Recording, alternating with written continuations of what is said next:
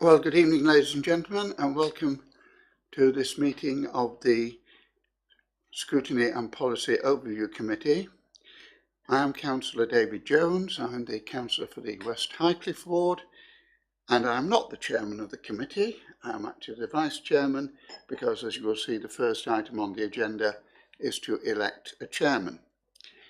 Members and officers have their names in front of them for ease of reference, but I do know that sometimes these are difficult to read, so starting with Councillor Abbott, I'll ask the members present to introduce themselves. Janet Abbott from Grange Ward. Councillor Liesl Smith from Portfield Ward. Councillor Denise Jones, Grange Ward. Lillian Broad, Democratic Services Apprentice. Nikki Hooley, Democratic Services Officer. Lee Ellis, Scrutiny Officer. Colin Jameson from Burton and Winton Ward. Paul Hilliard from Muddyford and Friarscliff. Wendy Grace from Town Centre Ward. Thank you very much. Now, I would like to remind everyone present that this meeting will be filmed by the Council and broadcast live on the internet, and it will be capable of repeated viewing. If you are seated in the chamber, and I say this for all the members of the public present, it is possible that the cameras will capture your image. By your presence, you are deemed to consent to be filmed and to the use of those images and sound recordings for webcasting and or training purposes.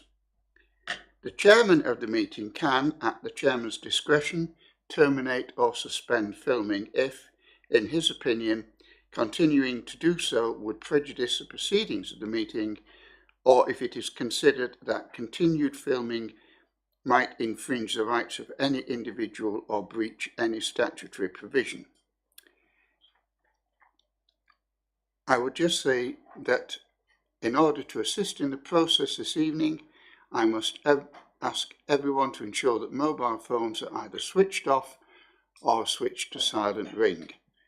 We would be grateful if you would remain quiet while the meeting is in progress. There are no planned fire drills for this evening, so if the fire alarm sounds, please evacuate the building immediately via the emergency exit. Thank you. So we'll now move on to the first item on the agenda, which is the election of chairman, which was deferred from the last meeting. Do I see any nominations? Councillor Mrs. Jones? Councillor Colin Jameson. That's a nomination for Councillor Colin Jameson. Is that seconded? It is seconded. Are there any further nominations? As there are no further nominations, I declare Councillor Jameson elected to serve as chairman of this committee for the remainder of this municipal year.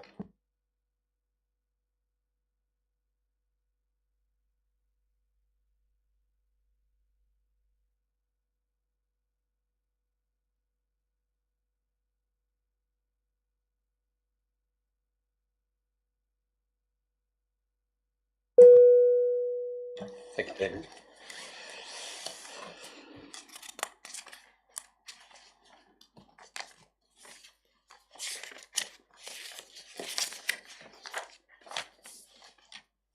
So, agenda item 1 is apologies for absence. Do we have any apologies? Thank you, Chairman. No apologies received. Thank you. Item 3 is declarations of interest.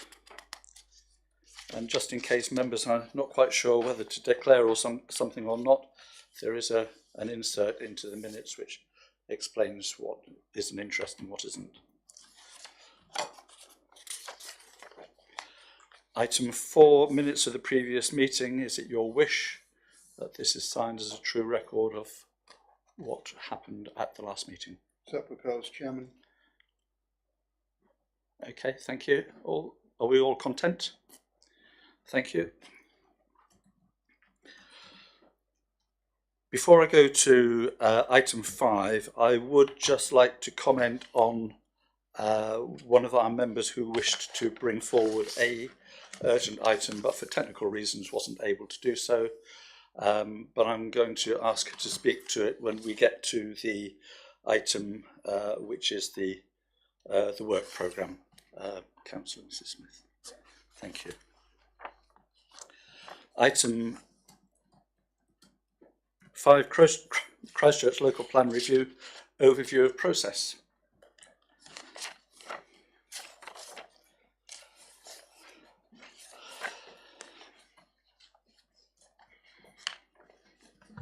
Thank you, Chairman.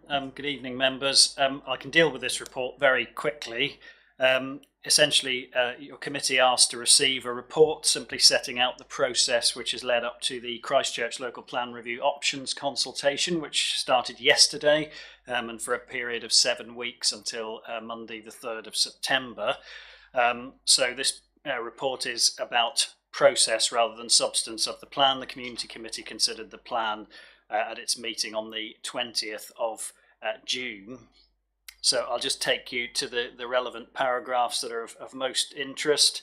Paragraph 2.2 sets out the reasons why a decision was taken in 2016 to undertake a full local plan review. And at that time, obviously, it was a joint local plan review for Christchurch and East Dorset. It's been guided obviously by a steering group, and I've set out at paragraph 2.3 the Christchurch members. Again, it started as a joint steering group. It's recently operated obviously as 2 separate steering groups and includes obviously the leader of the council. The main stages of the process to date are set out at paragraph 3.1. So from July 2016, when the original decision was taken to progress a full local plan review, there was then what's known as a Regulation 18 consultation, which is essentially an introductory consultation setting out for the public and stakeholders that you're undertaking a local plan. That included a call for sites. We did receive a lot of site submissions, although those were primarily in East Dorset, but there were around 20 or so sites put forward in and around Christchurch. There's been a large amount of evidence gathering and preparation of major evidence studies to support draft policy options, and that work essentially progressed until March 2018 and the start of the briefings and committee cycle for the draft options documents. I've just set out briefly for you in the next few paragraphs a recap of the implications of local government reorganisation should it progress. Obviously the major issue... Could you just point us towards which paragraph you're referring to? Paragraph 3.4 particularly, Chairman. Obviously the major issue that LGR throws up for the local plan is obviously that Christchurch could end up in a different unitary council to East Dorset, and therefore having a plan that straddles 2 unitary areas, and indeed only part of those 2 unitary areas, we feel could throw up quite significant issues, particularly trying to monitor housing delivery and inconsistencies of policies across the areas. And so a decision was taken through the steering groups after various options were considered to continue with the local plan work in both areas, but to decouple into 2 separate plans, although the plans do have quite significant amount of policies which are common to both. And then just 2 other points, Chairman, before I conclude. Paragraph 3.7 of the report sets out some of the major evidence studies that have been undertaken. As is often the case for local plans, there's quite a raft of evidence has to support it, but those include an update of the flood risk assessment in Christchurch, obviously a lot of updates of housing land availability, retail study, and indeed a new strategic Greenbelt study. Most of that work has been done in-house or in partnership with other councils, but in 1 or 2 cases specialist consultants have been employed to undertake the work. And then lastly, Chairman, paragraph 3.9 sets out the timetable to date and then the anticipated timetable going forward. The next major stage will be the pre-submission consultation, which at the moment is timetabled for February-March 2019. It's worth just saying that that is a statutory consultation stage. The options consultation that we're currently undertaking is a non-statutory consultation stage. However, we feel it's important to allow the public early scrutiny of local plan proposals to allow us to react to comments and suggestions received before we move to pre-submission, which is effectively the formal final draft plan that will go forward to the Secretary of State. Obviously, local government reorganisation, if it goes ahead, does throw some uncertainty into the latter stages of the timetable, but what I've set out there is our best estimate, assuming that we continue with the local plan work based on its current structure. Thank you, Chairman. Thank you very much. May I just start off by thanking you for bringing this forward in fairly short order. I understand how busy you all are up in planning policy. May I ask, with regards to the steering group, how was that formulated in conjunction with the Constitution? I can't comment on the Constitution, I'm afraid. My understanding is it was formulated with advice from the leaders of the two councils, so in this case, Councillor Flagg. So, who was on the steering group from Christchurch? Chairman, as per paragraph 2.3, for Christchurch, it's been Councillors Flagg, Mrs Jameson, Mrs Deadman and Mrs Derham Wilkes. Okay. Thank you.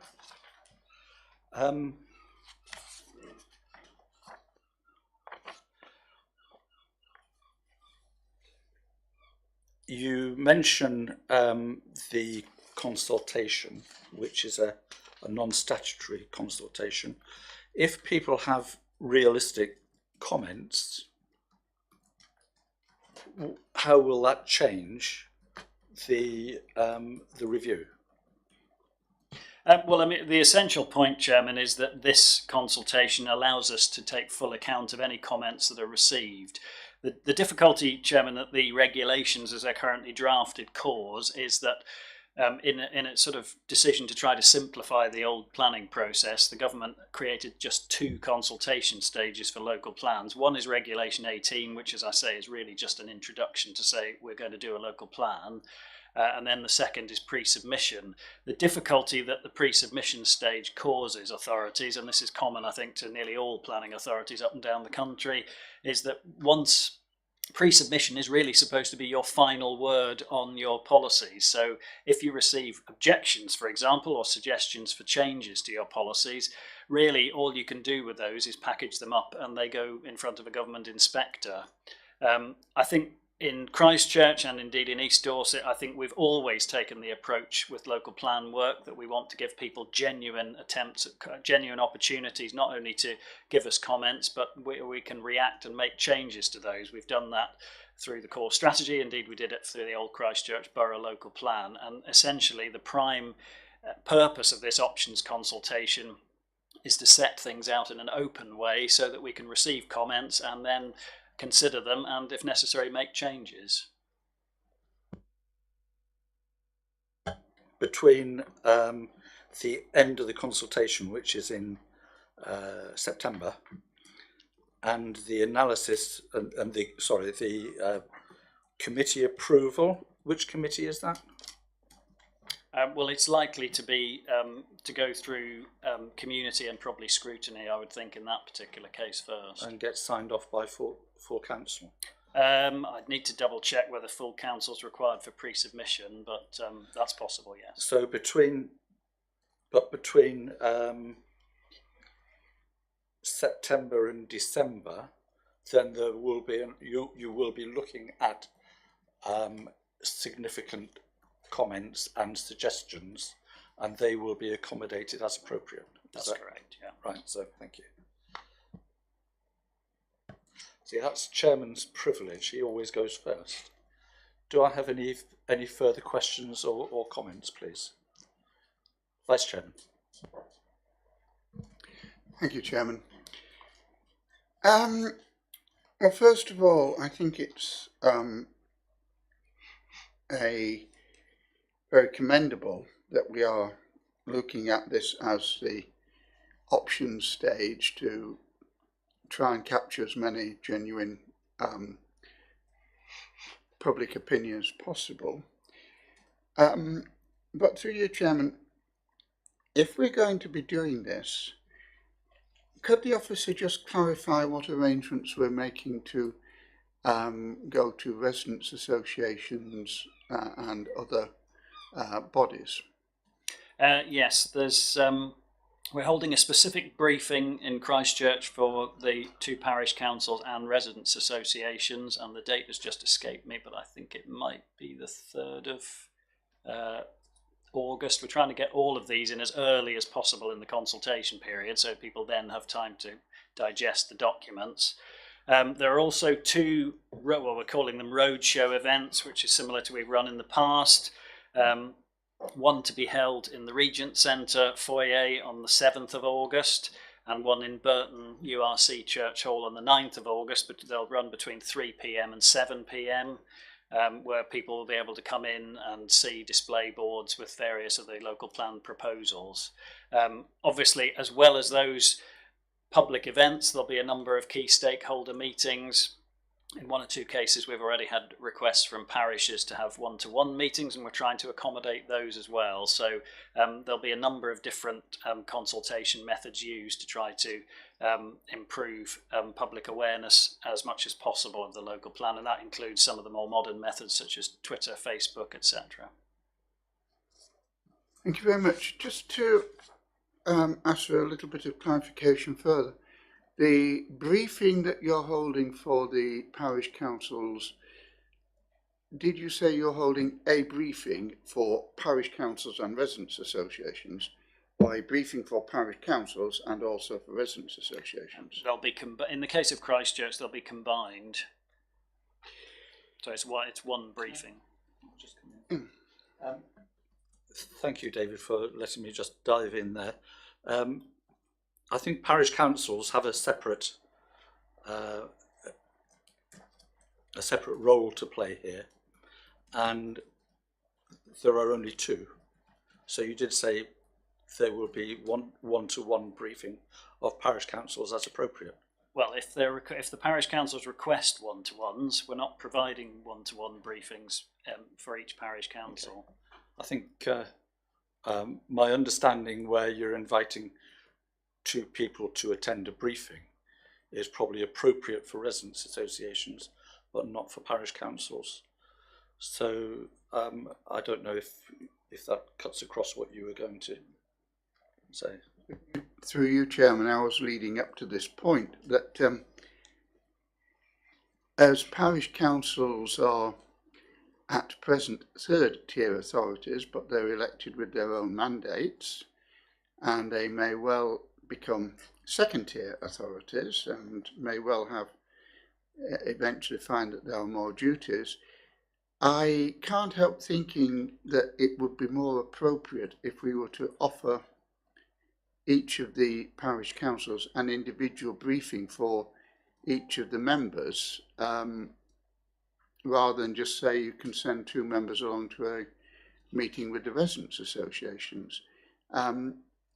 I wonder, Chairman, if the officer would like to comment on that. Well, it comes down to resources, Chairman. I think the other thing to bear in mind is, as officers, we're still working for Christchurch and East Dorset, and there may be two parish councils in Christchurch, but there's about 20 odd in East Dorset. My concern really is that we don't have the resource to offer one-to-one meetings with every parish council across the two areas. It's not a realistic use of resources. So, I mean, personally, I mean, it's broadly the same briefing that members have had here. It is a briefing, it's not a one-to-one meeting, and therefore my view is it's an effective use of resources to do it together. All of the parish councils in East Dorset will be having attending the same briefing. So, I mean, in many respects, that covers a much wider geographical area than the two for Christchurch. Yeah, I think under the circumstances, with the amount of proposed development in Burton, it would be appropriate for the parish councils in Burton and Herne to have a briefing before it goes to the roadshow in Burton, so that they're not blindsided.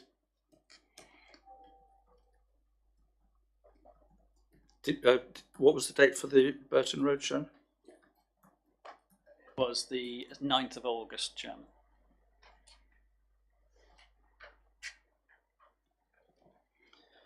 Okay. Through you, Chairman, if we were to say, and this will come out in debate later, if we were to say that we thought that it was appropriate for the two parish councils in the borough to be offered a briefing, would there be any reason why the two councils, I think there's what, six councils in Herne and 10 in Burton, so that would be not an insuperable total. I don't think it would be unreasonable if we were to offer the two parish councils in the borough their own briefing together, taking view your comments about resources. But I think that will come out further in debate, Chairman. Can I move on to two other comments? I'm looking at the question here. We've got this steering group.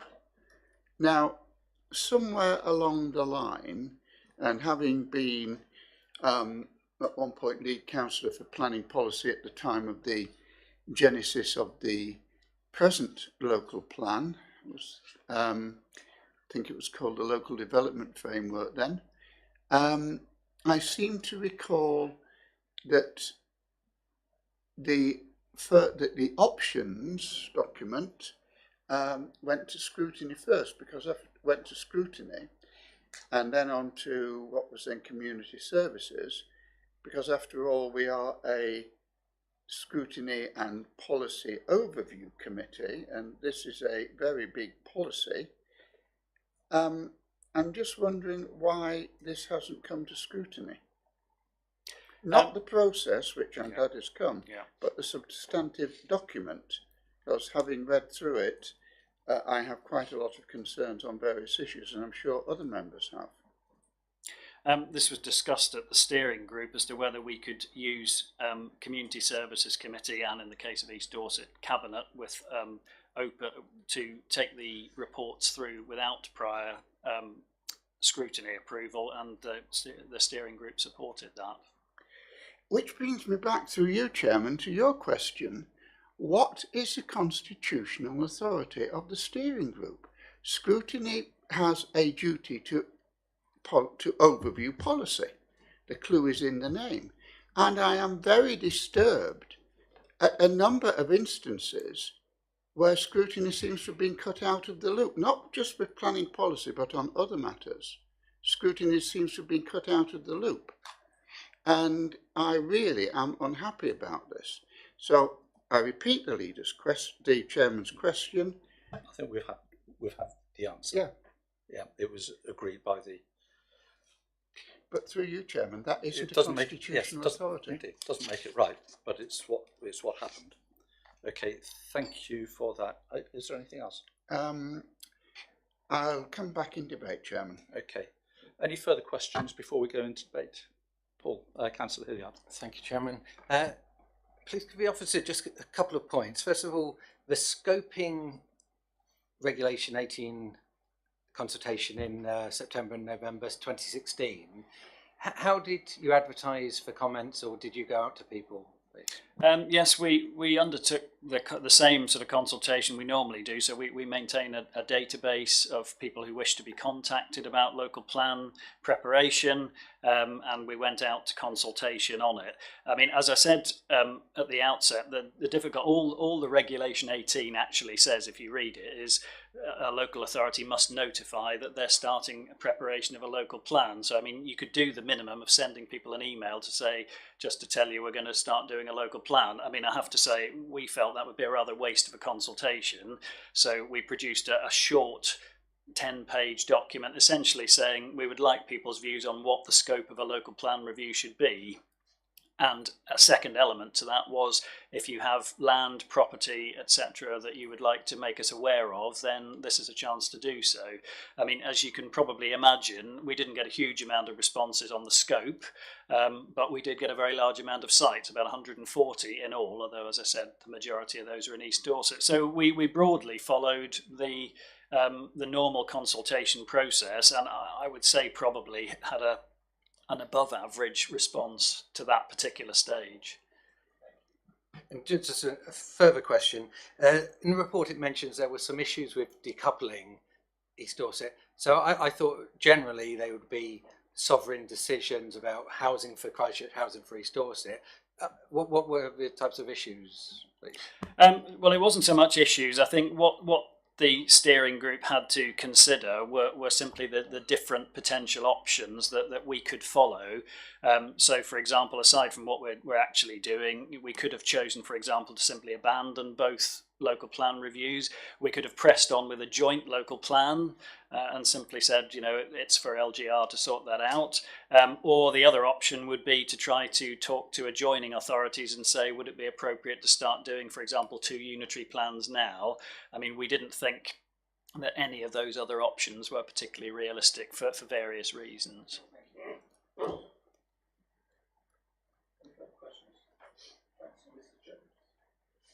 Thank you, Mr. Chairman. Councillor Mrs. Jones. It's a very impressive piece of work, and obviously a lot of effort's gone into it again. We seem to have spent all our time looking at local plans over the years, and it's obviously a non-stop process. So congratulations on what has been done.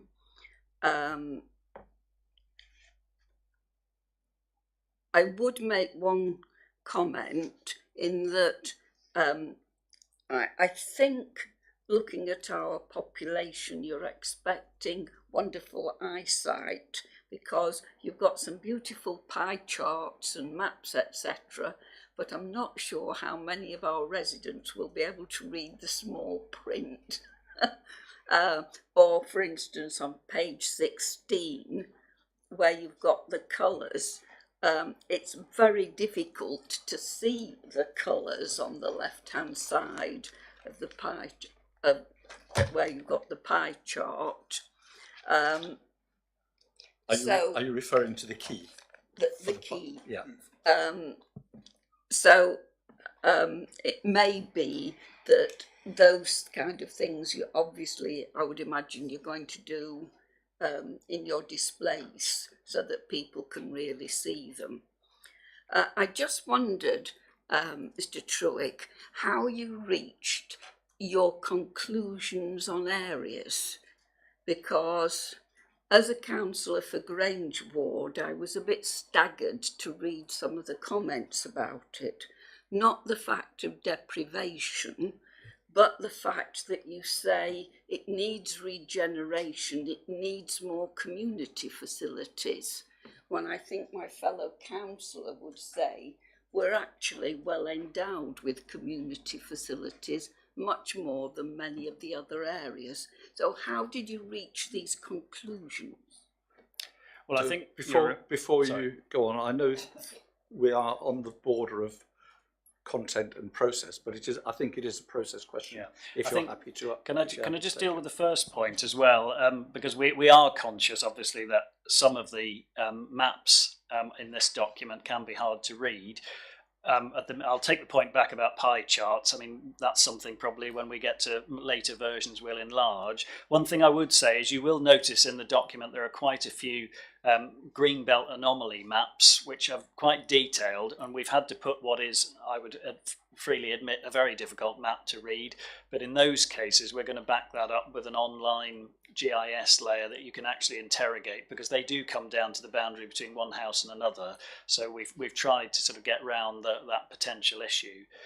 Just on the second point, I mean, the starting point for a lot of the text in this document, particularly chapter 2, which is I think what you're referring to on the picture of Christchurch, is text that's already in our core strategy. And what we've had to do is try to go through and update some of that text as we see that things have changed. So, I mean, I'd be very happy to receive comments on any of the text. At the end of the day, we want it to be factually accurate. There's a lot of text, although we've actually thinned it out from the core strategy.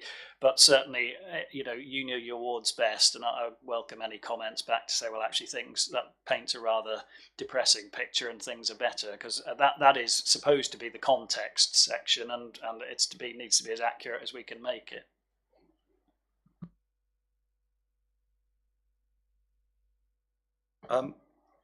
Would you like the curtain closed a little bit?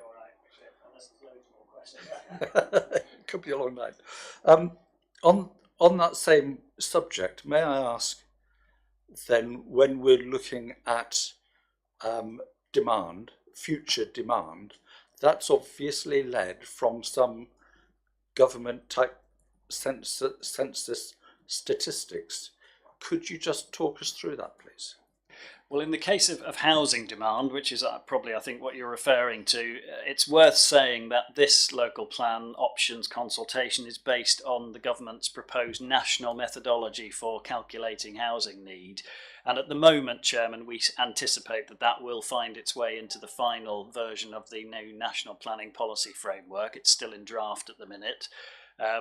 So, as you'll know, in years past, we have undertaken our own housing market assessments, which are quite complicated documents, not easy to understand. The government indicated that it wanted to sweep those away in a consultation last year and wishes to pursue a national methodology, which is largely based on two factors. One is household formations, and the second is affordability, and a weighting is added to housing in areas which are perceived to be least affordable, and Christchurch at about 12-1 house price to income ratio is one of the least affordable areas in the country. So the housing figure for Christchurch, and indeed for East Dorset in this plan, is not a figure set by us. It's a figure set effectively nationally and handed down to local authorities.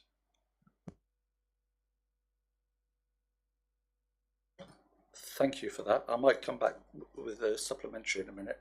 Are there any further questions? Yeah, Vice Chairman.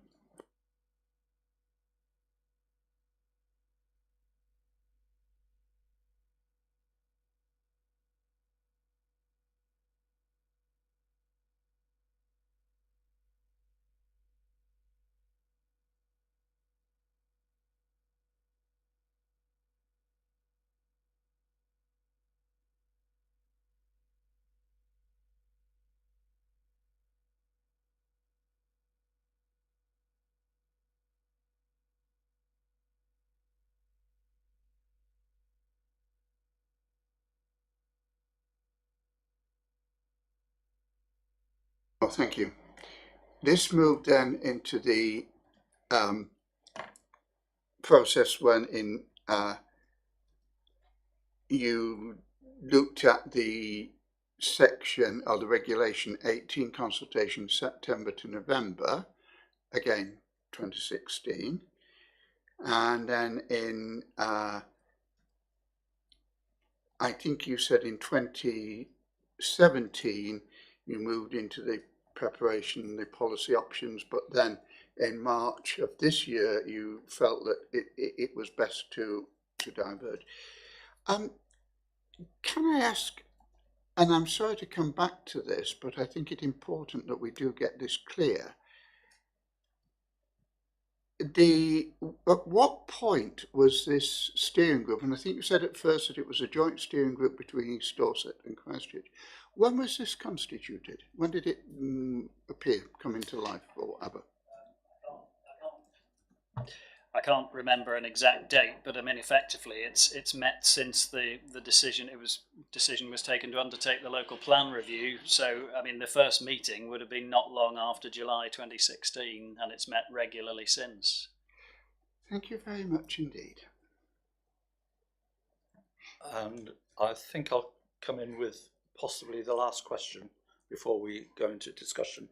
And it was talking about the housing demand. Clearly this is a very emotive issue, and we had in the previous core strategy, local plan, however you like to describe it, our own statistics, and now we're using a government framework. Is there any significant difference between the two? I'm looking slightly selfishly because I live in Burton, where you've got 582 houses proposed, and yet when the parish council attempted to put in a rural exceptions policy, that was rejected. So on that process, could you just comment, please? Well, in terms of the differences, I think probably one of the major differences with our own the old housing market assessments versus the government's national methodology is what I mentioned, the weighting that is given to housing figures based on the affordability of an area. So the government assumes that normal mortgage capacity is worked out on 4 times income to get a property. That is what most banks will lend up to a reasonable maximum, and anything above that, then the government adds on a calculation, and it's a complicated calculation as to an extra percentage of housing for every extra unit of house price to income ratio. So in our case, there's almost a 3 times weighting added to get you up to 12 to 1, which is our income ratio. I mean, it's worth saying, Chairman, that obviously this technical calculation takes no account whatsoever of constraints in the area. It's a policy off assessment and gives you a figure, in our case, of 7,040 dwellings to be provided in Christchurch. I mean, I don't want to try to stray into the substance of the document, but I mean, what I will say is that when you look at the housing proposals, you'll see that even with the proposed options in Burton and indeed elsewhere, we're not proposing to meet fully that figure. I think it's roughly about 5,400 dwellings is all we feel we can provide, and that's a reflection of the constraints that we have. Just in terms of the Burton point, as you know, it's an ever-moving feast in terms of housing need, and at the time of the core strategy, obviously we had the urban extension at Rowshot Hill, which was brought forward as the main greenfield release, Greenbelt release in Christchurch. The smaller allocation at Burton of 45 dwellings we felt satisfied Burton's local need. Although there were those around the table who wanted to push for larger sites in Burton, but we felt we could resist those. There was no need, and that was successfully achieved through the core strategy. Unfortunately, housing pressure continues, and the housing figures we have now are more challenging than the core strategy figures were. And therefore, we need to look critically at trying to at least make some attempt to meet those needs. So hence, Burton is being looked at. I mean, geographically, it's one of the few areas really where there are any sites readily available. I mean, Herne is the other area, but a lot of Herne is within 400 metres of Heathland, and sites don't come forward. So that is essentially the difference in why we're having to look at Burton for much larger scale of development now than we did in the core strategy. Okay. But didn't take a view of any land available in the north side of Winkerton. It's all on the south side of Winkerton. Well, it is, Chairman, although there is one site up towards Bransgaw which has been proposed, which is for about 100 dwellings. It's more related to Bransgaw village than to Winkerton, but no. I mean, no sites were actually suggested to us north of Winkerton, and we feel that, I mean, even if they had been, I think we're starting to stray into really what is open countryside further away from Christchurch itself. And with regards to infrastructure, then the policy on infrastructure, which needs to be put in place before any of this could be done, is that reflected in your consultation document? All of the policies for new housing sites contain a broad indication of the infrastructure that we would expect to come forward in an allocation. So the work that we'll have to undertake with infrastructure providers, the County Council on Transport, for example, education, health, plus developers who are promoting sites, is to work up formal allocations which will contain very much the details of the infrastructure that will need to accompany those sites. And the Vice Chairman's taking the final question. Very quickly. And again, I'm sorry to come back onto this question with the steering group, but I do find it of considerable interest. I take it there will be minutes of the steering groups or notes of the steering group meetings available? I believe there's notes rather than minutes, yes. Thank you, Chairman. Simon, thank you very much for answering all of our questions. We're going to go into a discussion. What's the recommendation? Is it to note?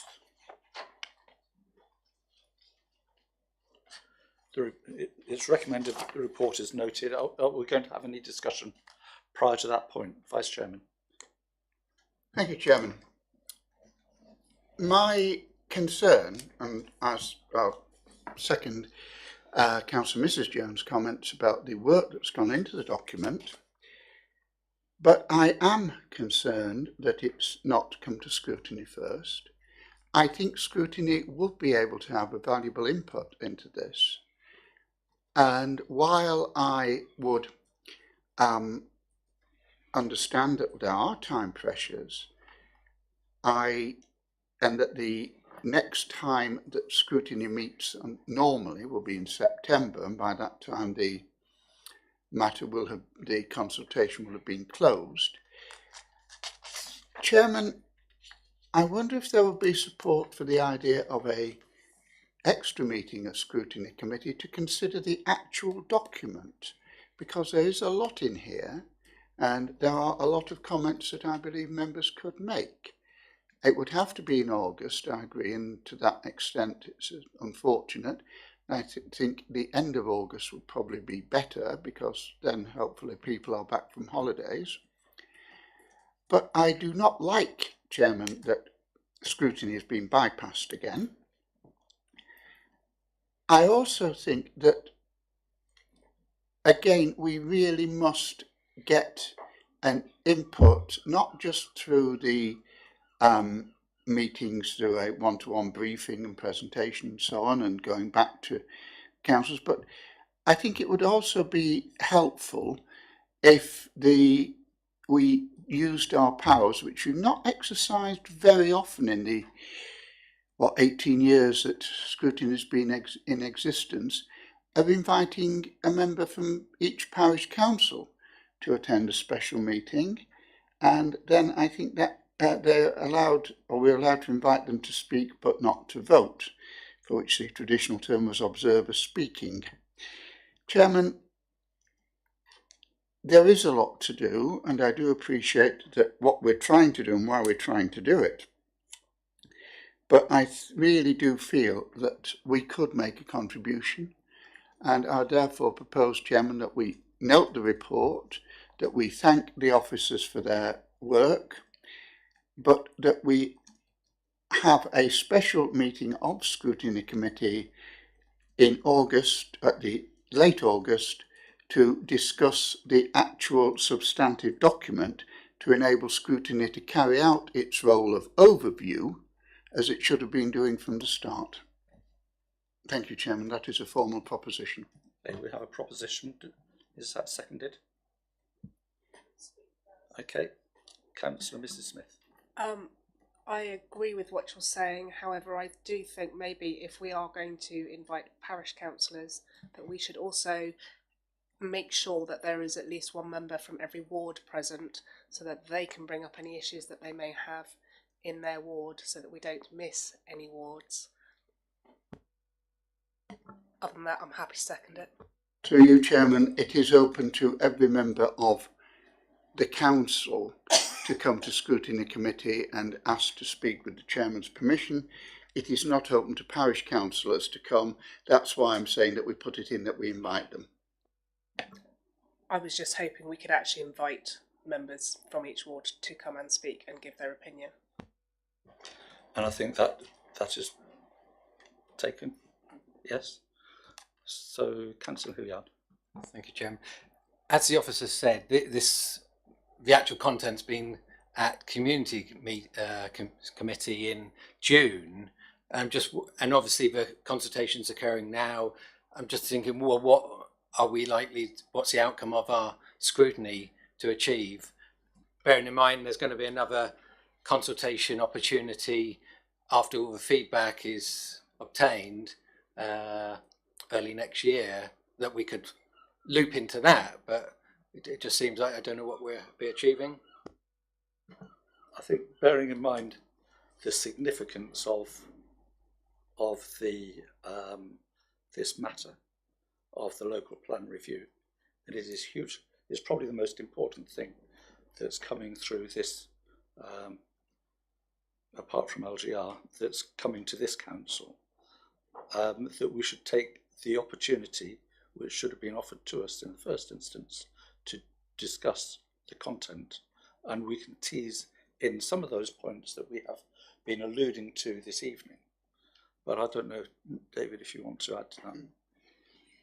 Now, Chairman, just to make the point that in the past we've found that scrutiny comes at it from a slightly different angle than communities, because it's our job to ask the questions. We tend to take more time to look at something, and we tend to work in a more collaborative way. And because, of course, also no one on this committee can sit on Communities Committee.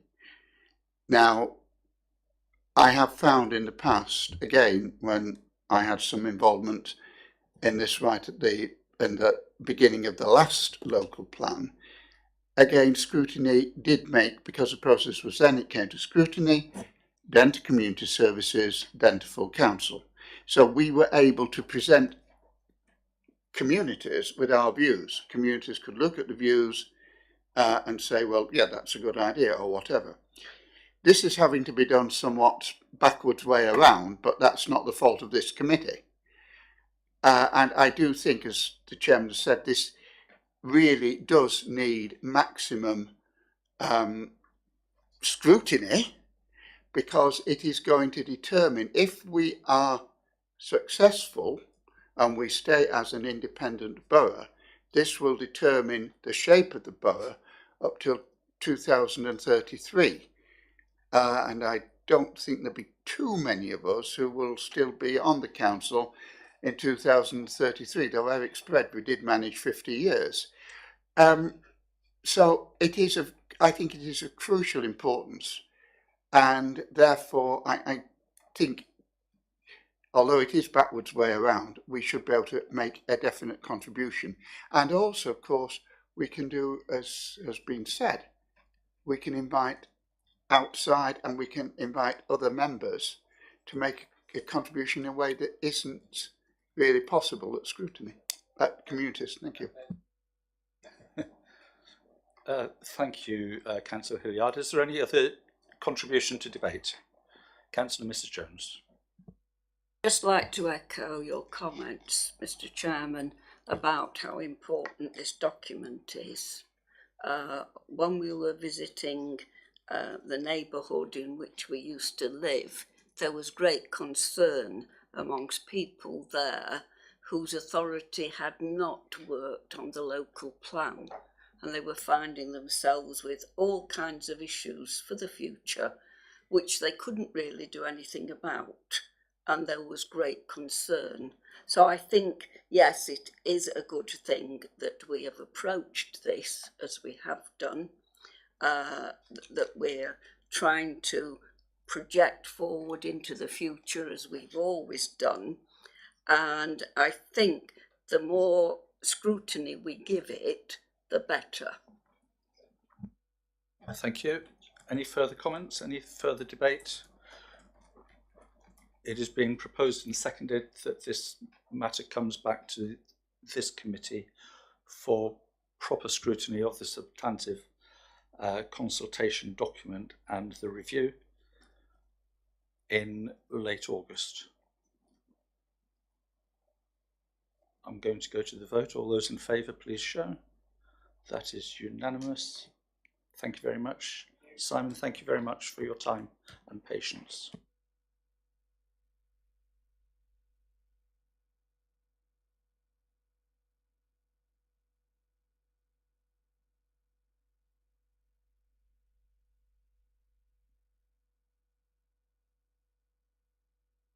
Item 6 on the agenda is the Joint Overview and Scrutiny Working Group on Disaggregation, which is a report from Councillor Neil, who is sadly unable to be with us today for personal reasons. His report is in the bundle under item 6. I'll give you a couple of minutes to read it and see if there's any comments. We are going to just note, I think.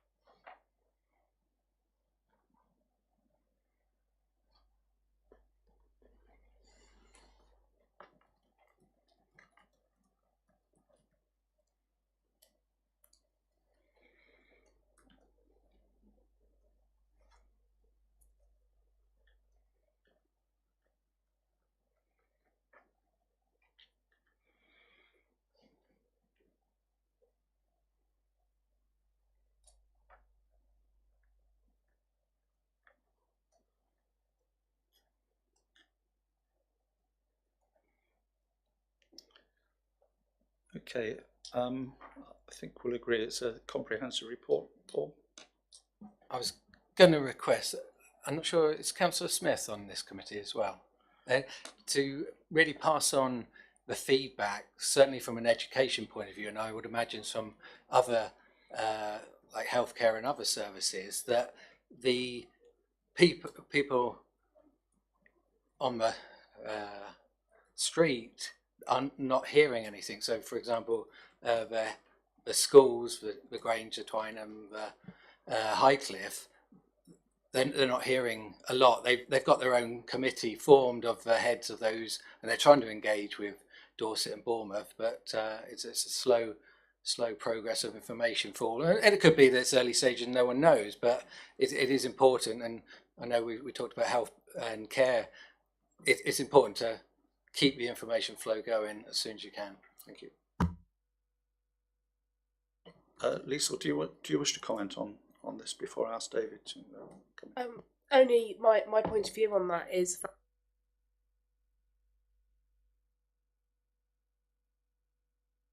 and the budgets have been looked at properly. I guess there's not an awful lot of a lot to tell people, and I think we're getting close to that point now. Once everything has been agreed, I'm assuming we will start sharing the information then. Before that, I think it would be rather spurious to be sharing information we weren't certain of. There is certainly still all the discussions under the existing system going on at Dorset, because they had a meeting on Friday, didn't they? Which is the normal meeting of schools at Dorset County. David. Through you, Chairman, the actual effect is going to be pretty minimal because of the schools in Christchurch. Highcliffe is an academy, Twynham is an academy, Grange is linked to Twynham. St Joseph's is a Roman Catholic school and voluntary aided. The Priory is a voluntary aided school. Burton is a Church of England voluntary aided school. The only two county council schools are Christchurch Primary School and Somerford Primary School. So very much as they are as academies are, and very large church schools are in control of their own finances, there's not going to be a lot of impact. The money should still come in, but it will come in possibly down a different route, but the same agreed money should still come in. I'm not convinced about schools funding. The level of funding that we have had historically has been low. Whether that would have any amelioration if we stayed where we are, or if we ended up in the wider conurbation, I don't know. May I ask Councillor Mrs. Smith if you could possibly look on page 20, the first bullet point there, which starts off with the word overall. Could you explain to me what that paragraph means? It's to do with the way they've worked out the budgets. Some have been done on population, some have been done on usage within Christchurch.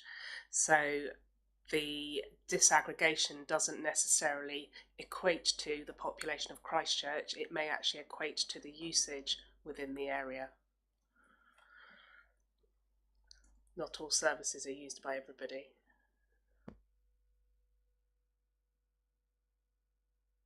It's not just schools. Yeah, I think in that case it may well relate to schools, but it may be to do with special educational needs, which of course there are different areas of need and different amounts of need. So this is referring to place, is it? At the bottom of the previous page. The place theme.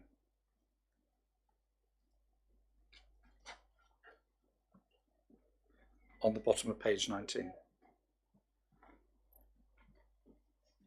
I think it's actually a general comment about how the fact that some of the disaggregation doesn't equate to the 11%, which is the Christchurch population. Yeah, I think the I phrase can certainly ask and get place clarified. has a specific meaning in context, but I'm not quite sure what it is. I'd be grateful if you could. Thank you. To you, Chairman, I also attended that meeting, and I believe that this point was questioned at the time, and again it was said that they were hoping that the matter was at the point or close to being clarified as to what was spent on what. But when they're looking at it, they're saying that in Christchurch, although it might take 11% of the county's expenditure, that was not necessarily related to the population. And of course, the population in Christchurch will have different needs than the population in other areas of Greater Bournemouth. Yeah. Okay, thank you. Are there any further comments? Are you happy that we note the report? Thank you. And I beg your pardon. And can we just say thank you to whomsoever generated the report? That's very comprehensive, even if we don't understand it fully. Agenda item 7. So this was, I think, Councillor Davis, are you here to speak on this matter? Would you like to come and join us?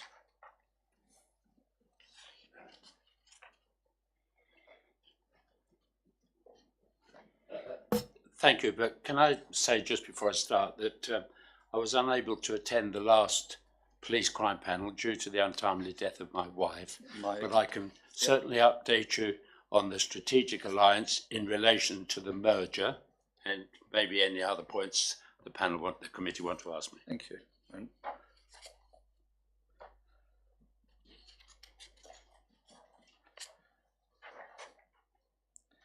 Members had time to read the report. Do we have any questions?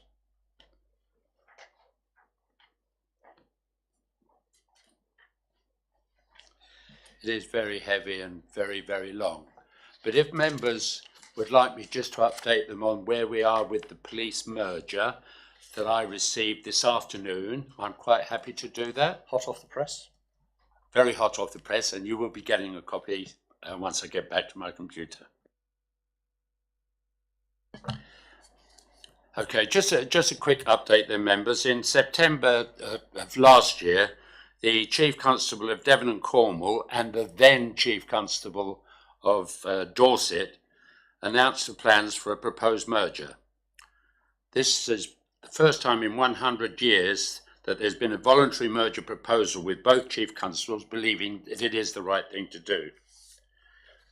The reasons given at the time, and they still stand, are that both forces have a similar culture, they have similar policing styles, values and priorities, similar neighbourhood policing style, strong links with the community, and rural, coastal and urban geographies.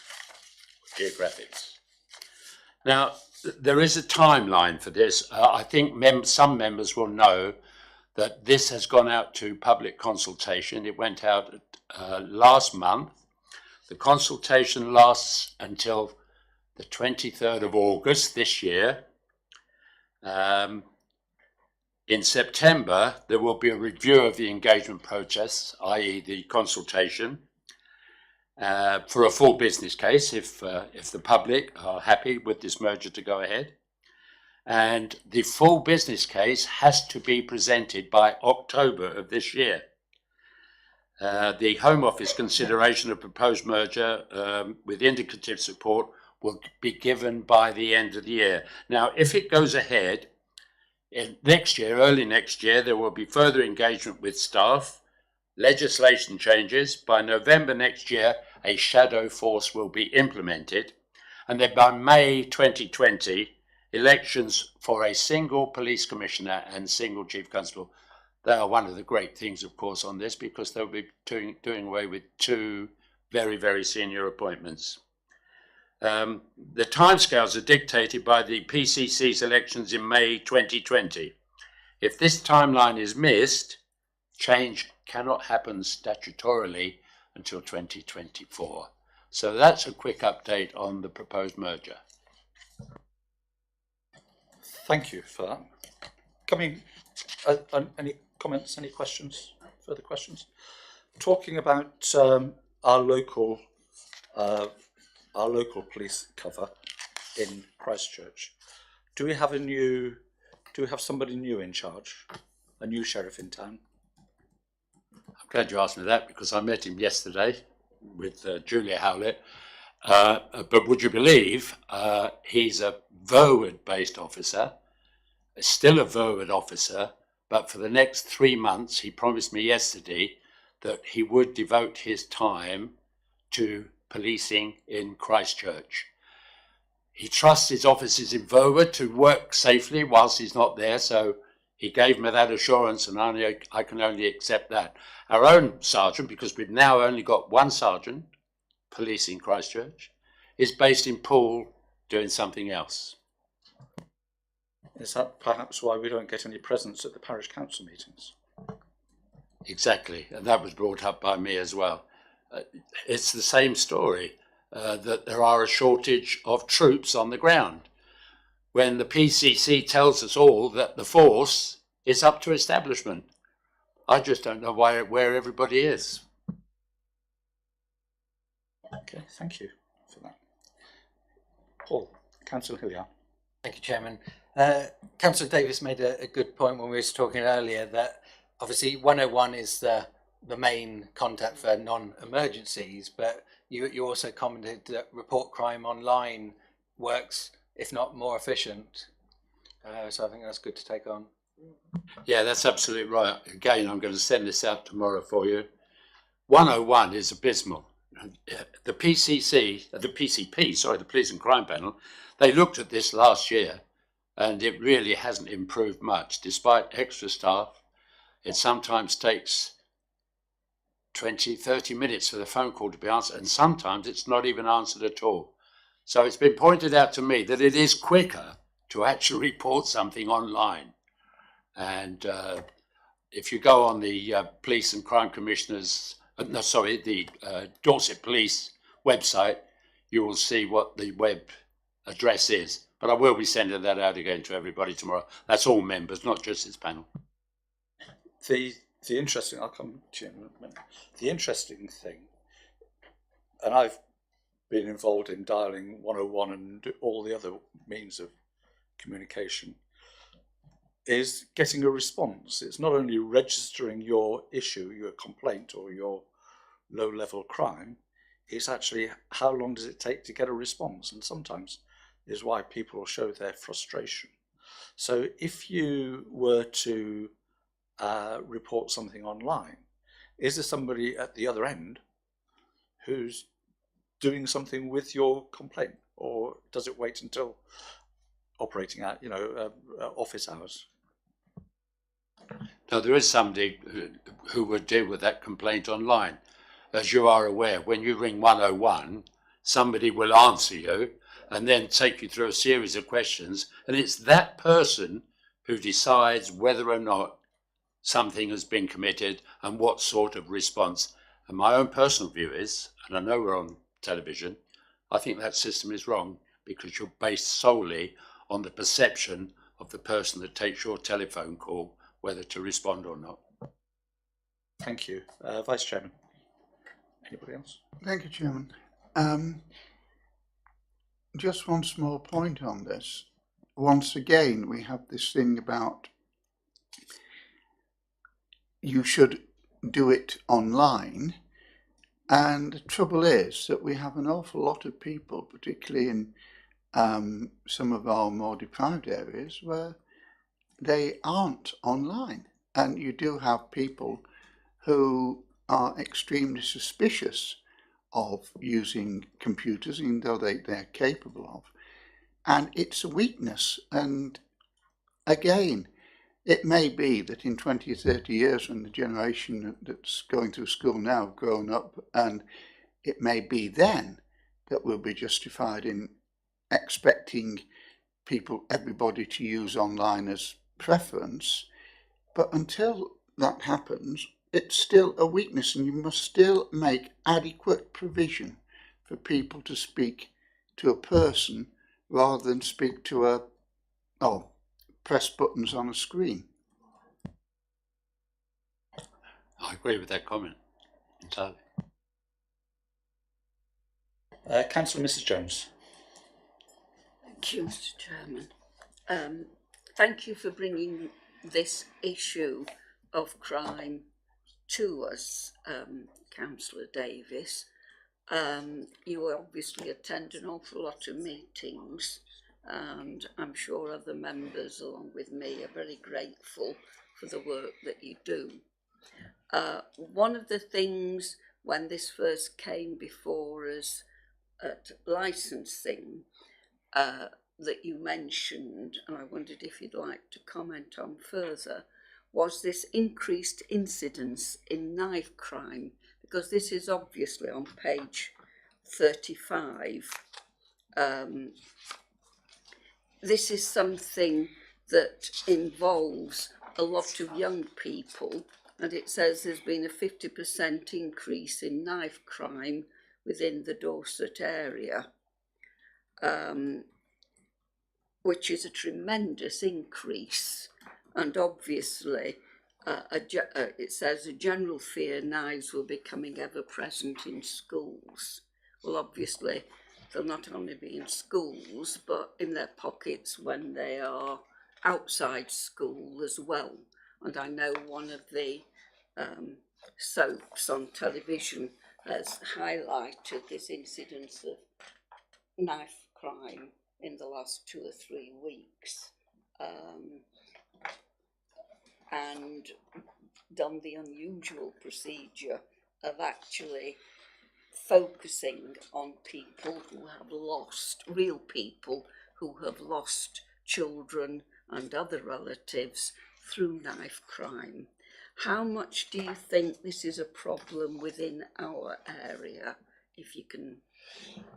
That's a good question, actually, Councillor Jones. If you look at the paper, you will see that actually Christchurch is at the moment unaffected. It's places. Well, it tells you Bournemouth, Poole, Weymouth, and Portland. 73% of any knife crime in the area. You won't find Christchurch mentioned at all at this stage, thankfully. There is a strategy. You've obviously read the papers, and you'll see what we intend doing. Let's just hope it stays that way in relation to us. Of course, if LGR goes ahead, then it will be a greater responsibility on those councils who are responsible for the areas where knife crime is at its highest, Bournemouth, Poole, and the west of the county. I trust that answers your question to a degree. Are there any further comments? Is it members' wish that we receive the report? Thank you very much, and thank you for finding time to come along. Thank you for your time, members. Good night to you all. Good night. Lee, would you like to comment on the licensing and other issues? Okay.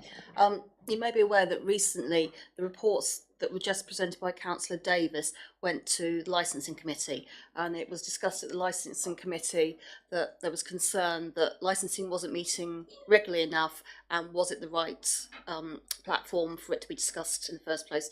I'm waiting for confirmation, but there was a member meeting with the chairman, and so I'm waiting for confirmation of this, but in future the report should be coming straight to scrutiny rather than licensing.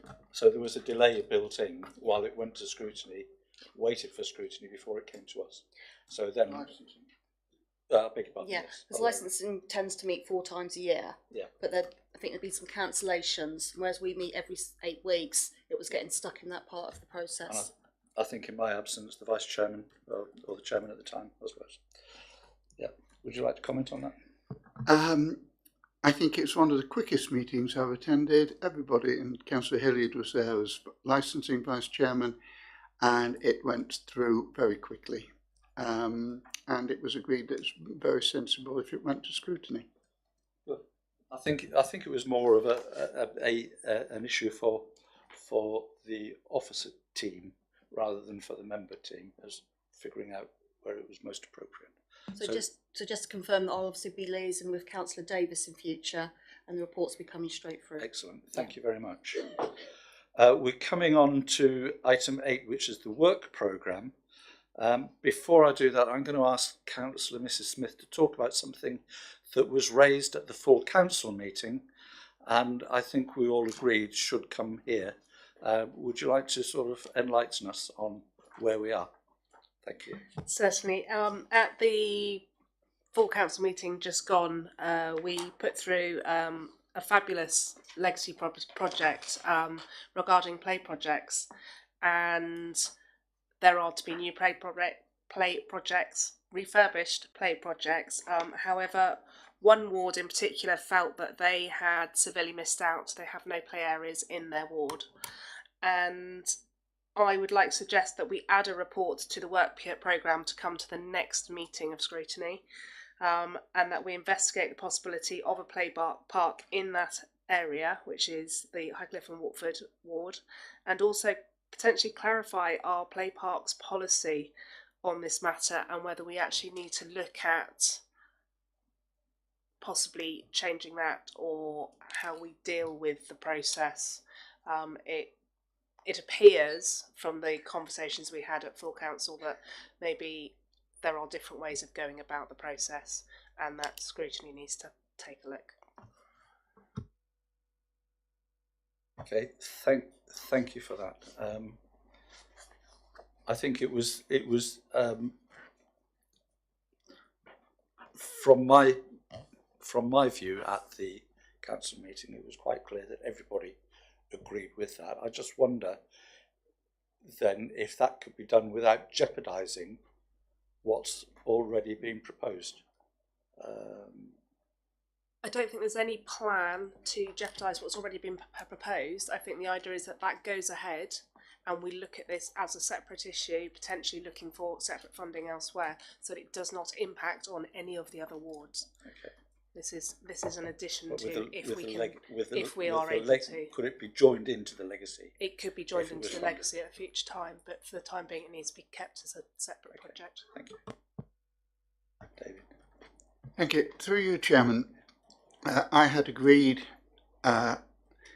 in your period in stasis, so to speak, that we would take this as a urgent item at committee. The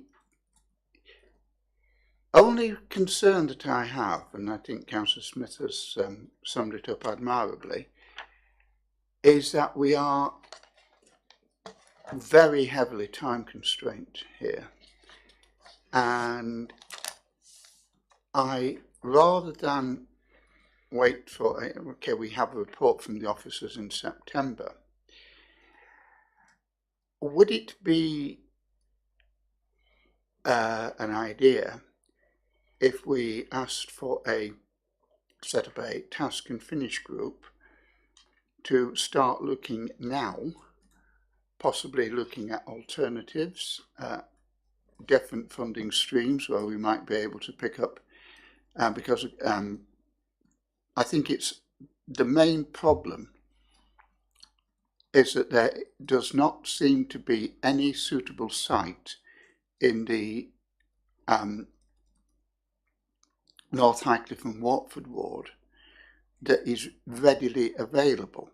Now, it may be that we can work with planning policy and come up with something that might be done, but the time constraints are very, very tight, because if the contracts are not signed by the 31st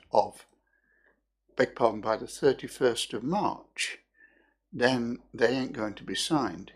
And if LGR doesn't go ahead, then okay, we've not lost anything, because we will still work on what is a very, very admirable project. But Chairman, I would suggest that we start by setting up a task and finish group. I would suggest 3, possibly no more than 4 members, and I would suggest 3 to get it moving quickly, and that they come back with the in any report that comes from the officers, that task and finish group comes back and says in September, look, we have looked at this, we've talked to officers, we've had an input, we've talked to the councillors for North Highcliffe and Watford, to try and identify something that could be done. As I said, the time constraint bothers me, and I would suggest we start now. Okay. Thank you for that. I'll just give me a moment, please. Chairman's privilege, as you know. I think there are two or three key points here.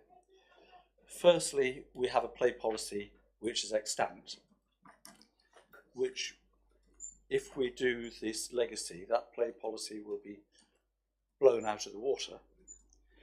And the role of scrutiny is to policy overview, and we should have looked at it before this all happened, because that's the starting point. I think there is the proposed legacy which has been approved, and then there is the issue with Highcliffe and Walkford. So it is my belief that when we discussed it at full council, and actually it does give you the reason why things should come to policy, for that detailed discussion to be had before things go to full council. If there was ever a case, then that was it. So we have agreed at full council, in principle, that the legacy scheme goes ahead with a supplementary piece of work done to look after Highcliffe and Walkford. Now, I'm going to disagree with the Vice Chairman on this matter, because it is the councillors know exactly what the land situation is and where things are. And if they can't get a handle on it now after all these years, then there's no hope for us. So I don't believe that we need to do that. I believe that if we come back to September with a supplementary report which goes alongside the legacy, so the legacy will move forward.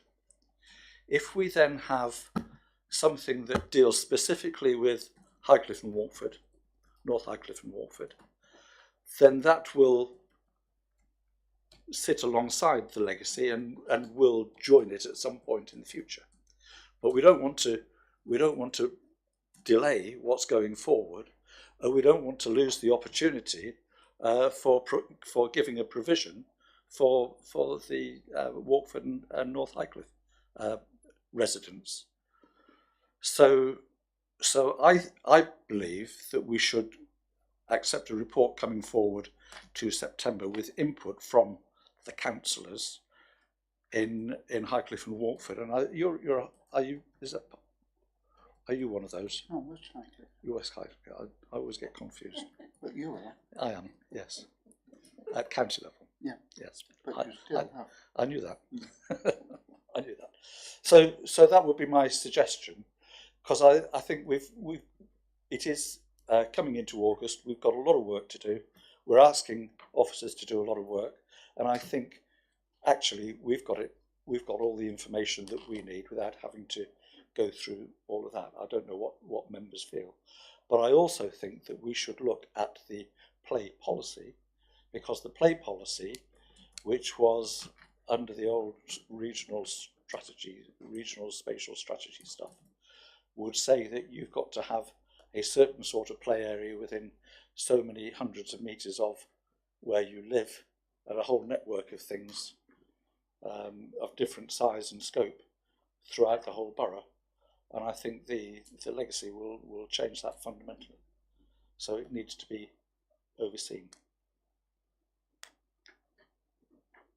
So, Lisa, did you want to come back? I merely wanted to say that I didn't think we necessarily needed a formal task and finish group, purely that ward members and probably yourself ought to just support with the officers in producing the report, which is exactly what you just said. Are you happy with that? Well, through you, Chairman, if we have both ward members and we have yourself and who's the county councillor for Highcliffe and Watford? I can't quite remember, but whoever the county councillor is, that would actually be ipso facto a task and finish group. So I'm content with that if that is agreed, and if we wanted to give it any weight that they need, we could constitute it as such. I don't want to get into a bureaucratic nightmare, but that might just be helpful we do constitute the two councillors and yourself as a task and finish group to make sure that there is any to give it that little bit of official weight. I would, though, Chairman, just make one further point. We've now had, I think, 3, possibly 4 instances tonight where scrutiny has been cut out of a loop. And I think that at some point we should formally remind other councillors or other bodies in the council that scrutiny's job is to overview policy, and that some of the grief that we're experiencing could possibly have been avoided had scrutiny been consulted first, as we're supposed to be. Might I suggest that could be a function of the monitoring officer to remind? Yeah, thank you. Sorry, going back to the issue on task and finish groups, we're asking our officers to do quite a lot of work. To turn it into a formal task and finish group will make it mean they have to produce an agenda and minutes and add to the amount of work we're asking them to do. I'm aware they're involved in quite a lot of task and finish groups anyway at the moment, and I do think we ought to, if possible, avoid making it so formal. Make sure the agenda comes back to us. Make sure the item comes back to us on the next agenda. I will speak to the officer clerk outside this meeting, and we will come up with a plan if that is acceptable to you. Agreed. Okay, that is agreed. We're now then getting to, thank you for that. May I come into the work programme and ask Lee to comment on it, please? Just to confirm that obviously from the items that have come out tonight's meeting, we'll be adding to the work programme in future. Apart from that, nothing else to add. Are members content? Just on that point, so where we were talking about a special meeting, it will be September because August written off, is it, for holidays? Well, I must admit, I've already emailed Simon True because he was going out the door with some possible dates. So as soon as he comes back to me with what his possibilities is, obviously I'll circulate them and we'll try and sort something out. Yeah. I think we have a bit of a time squeeze with their process time and deadlines, and we don't want to lose that, but we still want to have the discussion. Okay, are we content with the work programme? David? To you, Chairman, we're going to take the next extraordinary item now as part of the work programme. Or do you intend to take the other urgent item as part of the work programme or as a separate matter? That's the item on the applications from planning. That's James' item, the constitutional parts that went to the full council recently. Jane, you've been very patient, and had I been more on the ball, I would have brought your item to the front of the agenda. But that's no comfort to you, having sat there patiently to the end. I thought you were just being very interested. Would you please come forward? It was in my mind to do that, and sorry.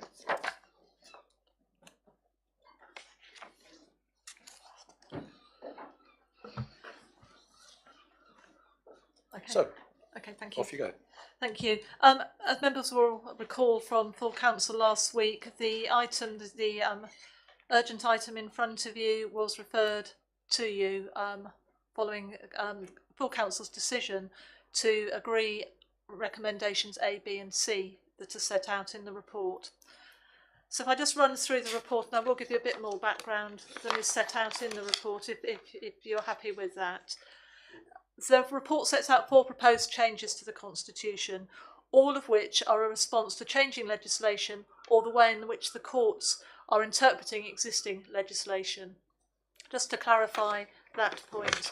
I intend to start with point C first. So 4.1 C on your agenda on page 4 sets this out. The reason for that is that A, B and D are linked, so it makes sense to take those separately. This item relates to the need for appropriate assessments to be carried out to confirm that proposals we are dealing with as planning applications are acceptable when they're considered against the habitats and species regulations. Now, until very recently, in fact the 19th of April this year, we've been able to determine applications for residential developments which are located between 400 metres and 5 kilometres of heathland, subject to compliance. May I just interrupt you, because I'm looking at page 4, did you say? Yeah, in the supplementary. Yeah, I'm on the supplementary. I'm looking at page, and you said item C. Item C, so 4.1C is authorisation to conclude on appropriate assessments. Right, yeah? thank you. Okay. Yes, so until very recently, we were dealing with residential applications between 400 metres and 5k of the heathlands by looking at whether or not they complied with the Dorset Heathlands Planning Framework, a supplementary planning document, which was drawn up with Natural England and was considered to address the legislation. In April, there was a European Court of Justice case, which has led to this having to be reconsidered. And on the 25th of June, we were advised by Natural England that we would now need to carry out something called an appropriate assessment. It's effectively a way of assessing the harm that development will have on that specially protected area. This would be part of the appraisal of the application and would not impact on the way that a decision is actually made. It would just be part of the assessment to get to the recommendation. However, we do consider that authority for officers to carry out the appropriate assessment is necessary, as they will be concluding whether or not the appropriate assessment is actually acceptable. In fact, we will be carrying out those appropriate assessments. The authority to do this was agreed at full council last week, with the 2 changes that are necessary to give officers that ability being set out on pages 24 and 26 of your agenda. So those are highlighted in your agenda. They are coloured to show you where the changes are being made. So that's just to get the authority to carry out appropriate assessments. Moving on then to the other 3 items. The way that the Constitution is structured means that whenever the government introduces a new type of application, we need to actually get that new type of application inserted into the Constitution and ensure that the correct delegations are in place. And so that this enables officers and the planning committee to make those decisions. And the following 3, the A, B and D, relate to this new application type. Now, this new application type is known as Permission in Principle, commonly called PIPs, and they came into force on June the 1st.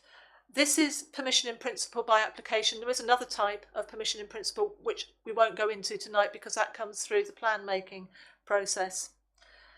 As set out in your report and explained in Appendix 1 that you have in front of you as part of your pack, the new application type will give planning permission for housing-led developments of up to 9 residential units on a mixed-use scheme of up to 1,000 square metres where housing is the main part of that proposal. These applications come forward in 2 stages.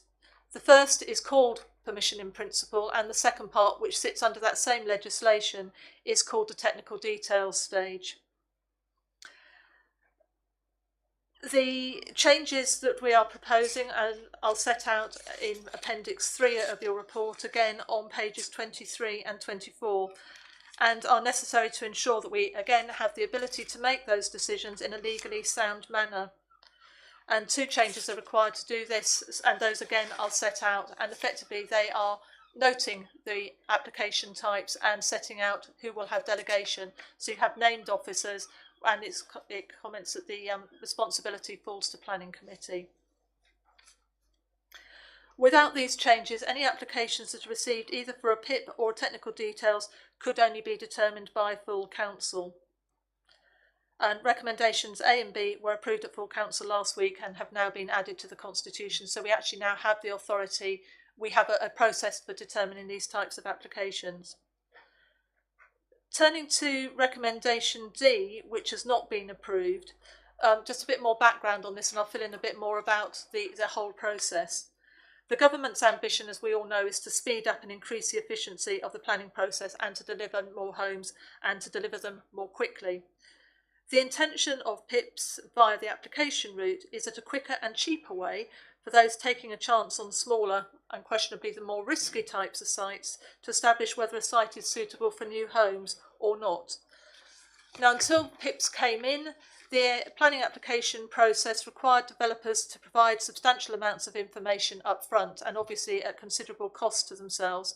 Even as part of an application for outline planning permission, they would be supported by a range of details and various technical studies.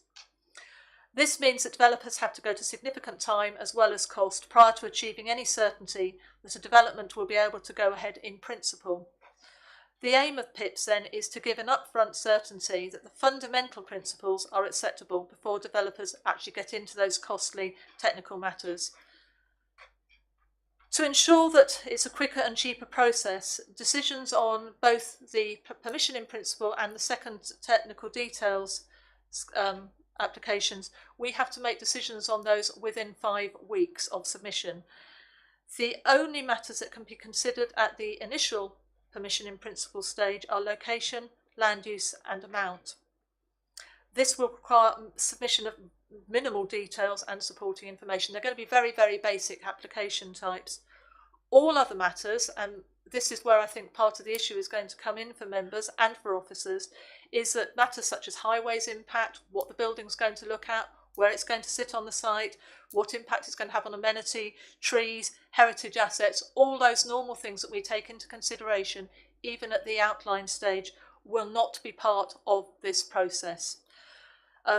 Furthermore, these applications will have a curtailed consultation stage, 14 days instead of 21 days, and our notification of neighbours is limited to a site notice, whereas at the moment we go beyond the requirement and we do site notices and we write to those with an adjacent boundary. And it's with those changes and that significant difference in the way that we will be able to assess applications and the information that comes in that we are suggesting D, which in effect would mean that there would be a filter added to the set out in the Constitution that gives members a call-in power, and that filter would be that it would fall to the chairman or vice chairman of the planning committee to judge whether or not there are reasonable grounds for that call-in, bearing in mind that very limited range of issues that can be considered. In the officer's opinion, the new application type is going to require a period of adjustment on what planning grounds are relevant to making a decision, and that will apply to officers, to members, but also to the general public. And our concern is that they are going to feel that decisions are being made unfairly and without due to consideration to all the relevant issues that they are used to seeing being considered and being able to comment on. So in order to reduce risk in decision making, we have put forward this proposal for this extra filter to go through, with the expectation that it would be applied to ensure that we can get items to committee as quickly as possible. We're never going to be able to get them to committee within the 5-week time period for a decision. And at the moment, we don't know what the risks of going out of time are going to be. We don't know how appeals on non-determination will be considered by the Planning Inspectorate and on what grounds they might be awarding costs. We don't know what will happen to applications which are refused out of time, again, in terms of cost. We also don't know how performance on these are going to be measured. You'll be aware that in the recent times, when performance measures have been set by the government, they've been applied retrospectively, and that they ratchet up year on year, and it's a punitive regime rather than a sticks and carrots, which we've been used to in the past. I would expect when they do bring in a measure that it will look at timeliness of decision making, so the amount of decisions that you make within that 5 week period, and the quality of those decisions, which again would be measured by what happens when applications are appealed. And that's the reasoning behind adding this filter, proposing to add the filter in. So in conclusion, if I can take members to page 5 of your agenda and paragraph 6.1, the proposed changes to the Constitution will enable the Council to make decisions as required by legislation and in accordance with a recent court ruling. But I would also add to that that it would de-risk in the potential outcomes of not being able to determine in time, and the risk of trying to take into account matters which we are not able to do. Thank you. Thank you. You are, of course, in the company of everybody, I think, who's here tonight has or does sit on the planning committee. So we largely sort of understand what you're talking about. I'll ask Vice Chairman to kick off. Thank you, Chairman. I think at this end of the table we have some 17 years of experience of chairing the planning committee, so we are not inexperienced in this matter. And what I find interesting is that this was presented originally to council on the lines of, you've got to do this because it's the law. And I agree. A, B and C, as I said at the time, are the law. We've got to do it. Done it. Okay. D wasn't.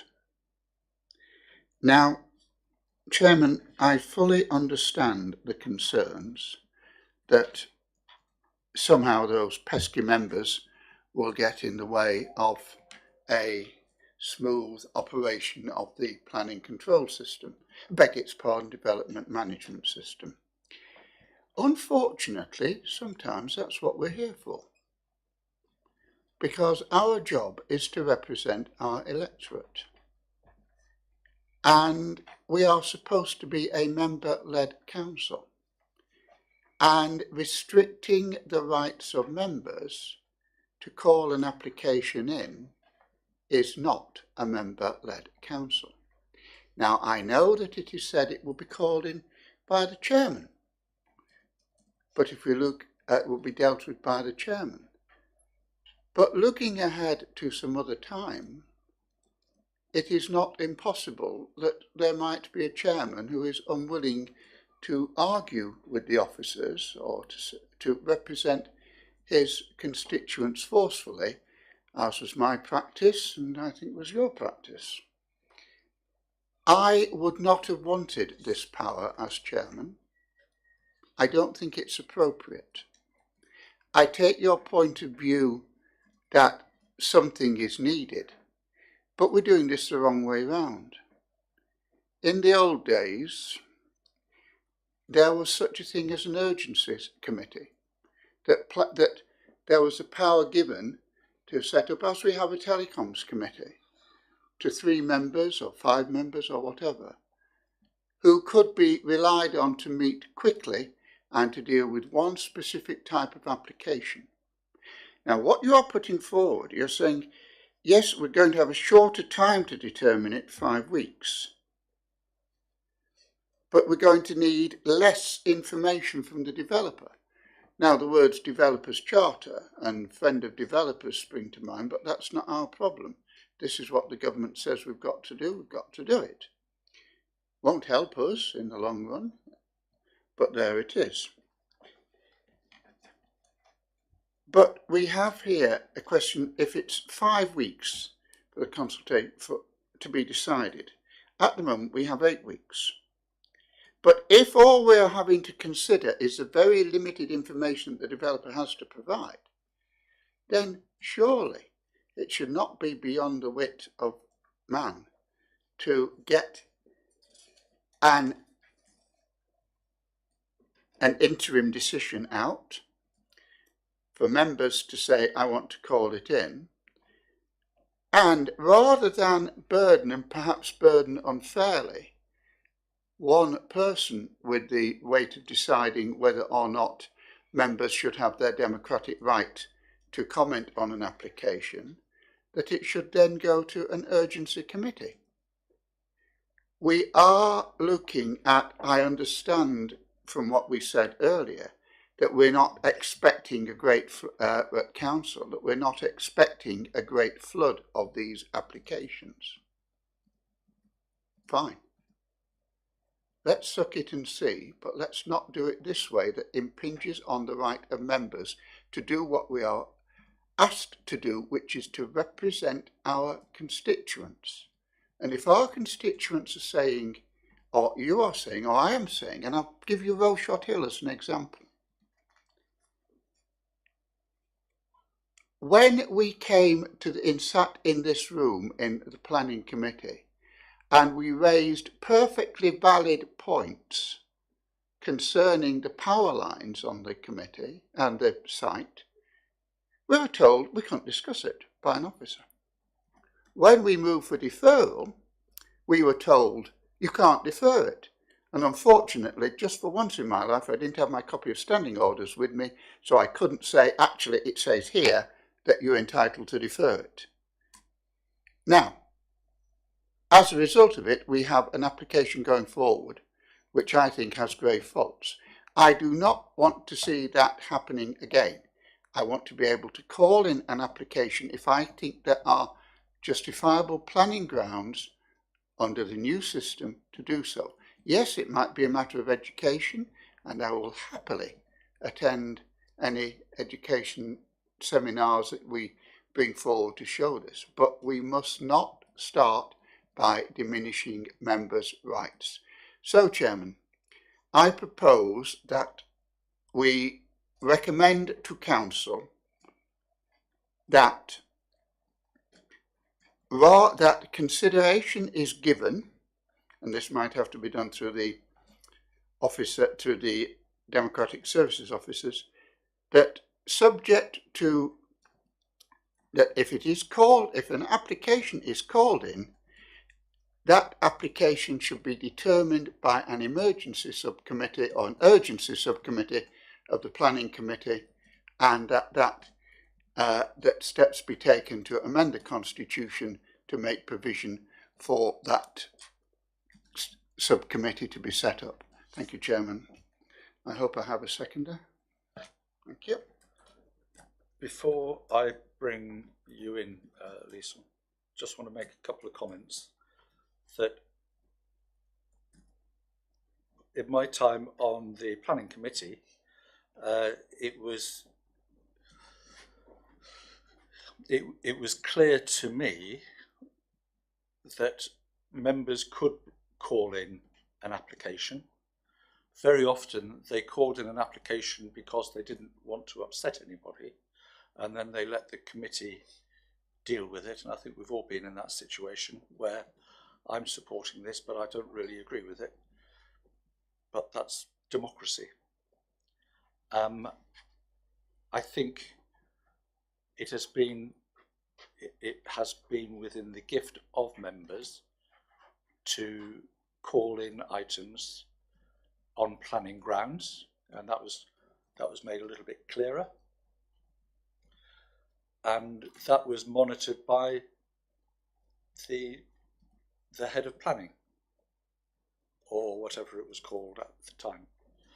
So you would go along to the head of planning and say, I want to call this in because I think it fails on planning, on the following planning grounds, and that will give you permission. Now, clearly that those would be very fine lines, otherwise there would have been sort of given a decision, under delegated powers.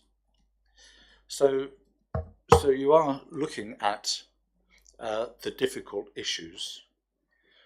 I think the permission in principle concept is, in my view, a bit of a cop-out by central government, because how long have we had planning permission granted on Rowshot Hill, how many years has that been granted and how many houses have been built? So to try and speed up the building process, it ain't working. And then it comes down to, you take those out of the equation and you come down to planning in principle. We used to call it, I think, outline planning permission. Is that a term that we're Outline planning permissions will remain. This is only for what's called a minor development, so 9 units or less. Yeah. So outlines will stay, but what the government is trying to do here is to reduce the burden on the developer for providing a lot of expensive information, technical details, when they have no certainty that they're going to get permission. So that's what this is an attempt to do, is to shortcut the process and as it says, give it in principle without looking at any of the significant impacts.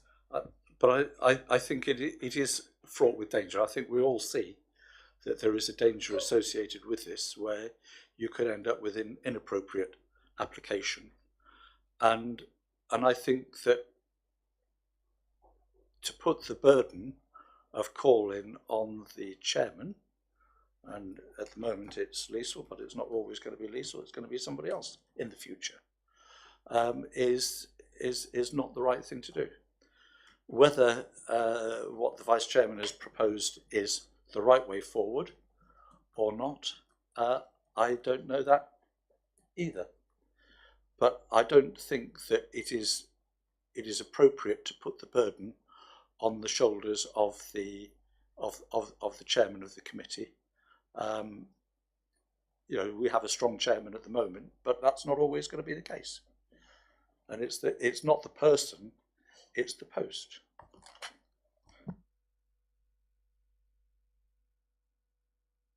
Yes, if I could just say, it's the chairman in discussion with the head of planning or the development management manager. Previously, before the changes went through, it was that requests would go, and as you say, it's dependent on having a material planning consideration to back up that request. It was a member's wish to have that democratic process reinforced by making it a discussion for some aspects, not member calling up till now, on whether or not an item continued to go to committee when it hit certain triggers. So it was to increase the democratic process. These changes are because there could be, and there will be, I'm pretty certain, but I can't give you that with any certainty, some significant risks associated to being seen to delay a process where its aim is to issue decisions in principle in 5 weeks. So this was put in just to make sure that any request for an item to go to the committee is based on the very limited grounds on which we can determine these applications, because to call it in because neighbours are concerned about the highways impact or overlooking, some of the usual things that we hear from residents would not be matters that could be taken into account in reaching a decision. So it was to give the council protection from those risks. That's why the suggestion is there. It's not legally required. It is legally required. It's set out in the legislation that we make decisions within a 5-week period. So there is a legal aspect to this. I get that. Councillor Mrs. Smith. To be honest, I was probably going to say pretty much what Jane has just said. I think we need to be very aware that the decisions will be made on where the application is, what the land is being used for, and how many properties. And they could come to us and say it will be between 4 and 9 properties. They don't even have to be precise. So it's going to be very difficult to, certainly initially, to come up with material planning reasons. Both for and against, it's going to become much more complicated. We have 5 weeks to make the decision. 2 weeks of that is consultation, which means we have 3 weeks. I have no experience of urgency subcommittees, so I don't know how long they take to come to fruition, bearing in mind an agenda, etc. would be required. That's a question to Councillor James, because I have no experience of them. If you could accept the point of information. Yep. It was an urgency subcommittee. It was expected to meet, I believe, and this is from memory, within 5 working days of the initiation of a meeting. So in the same way that we call in, or that we call an extraordinary council meeting in 5 working days, an urgency subcommittee, again, this is from memory, met within 5 working days. Mr. Jones. We are blessed with Joneses this evening. Chairman, can I just clarify? I think the timescales probably have changed under access to information provisions. We do, any subcommittee has to be given the same notice as a committee, so we'd have to give 5 clear days notice. So it's the 5 clear days, not just 5 days. So it's typically 7 days at least that we would need to give notice on. So it would be the same as a formal planning committee. So 5 clear days, not 5 working days. 5 clear days. That doesn't include the day of the meeting or the day of dispatch of the agenda, nor weekends or bank holidays. Thank you for clarification. So that could be up to 10 days then, if we're including the weekend. If it was over Christmas, New Year, yeah, absolutely, or Easter. I'm wondering, looking at the wording, whether we could possibly change it. As current chairman, I'm perfectly happy to have the conversation with the head of service as to whether something should come to the committee or not. But I'm wondering if we need to be more precise about what that discussion should be about, and whether we should maybe insert something along the lines of whether the application has the relevant qualifications to be decided by planning committee. I think maybe if we can qualify what that decision needs to be made on, because obviously if somebody's calling it in for something that is not relevant to location, land use or amount, then we would have no justification for bringing it to committee. I'm not sure. Thank you, Chairman, for allowing me to speak a second time without infringing my right to sum up.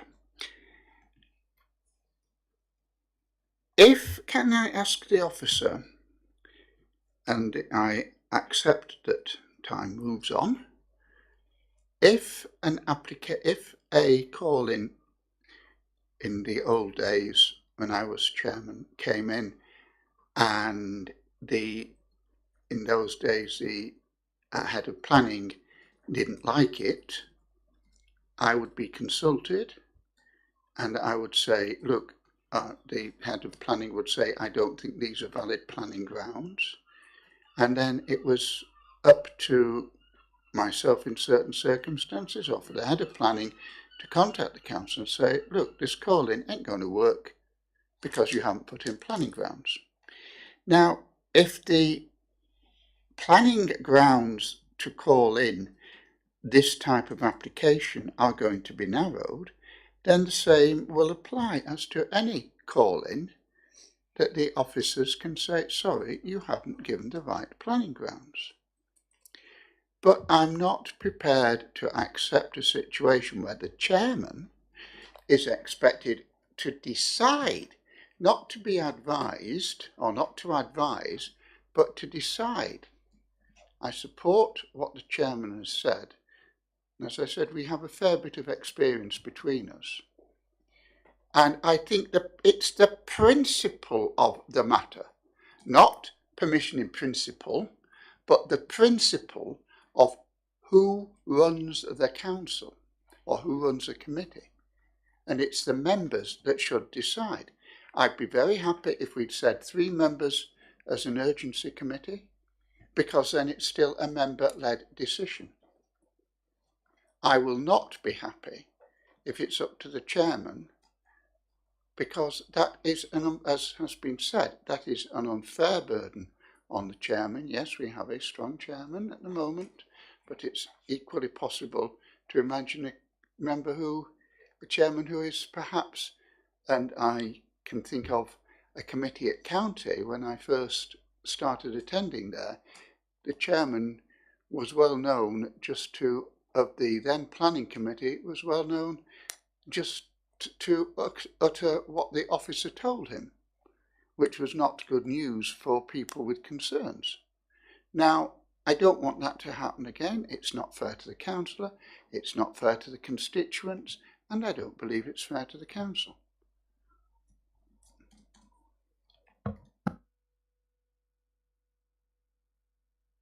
Just rereading the wording. Councillor Hillian. Thank you, Chairman.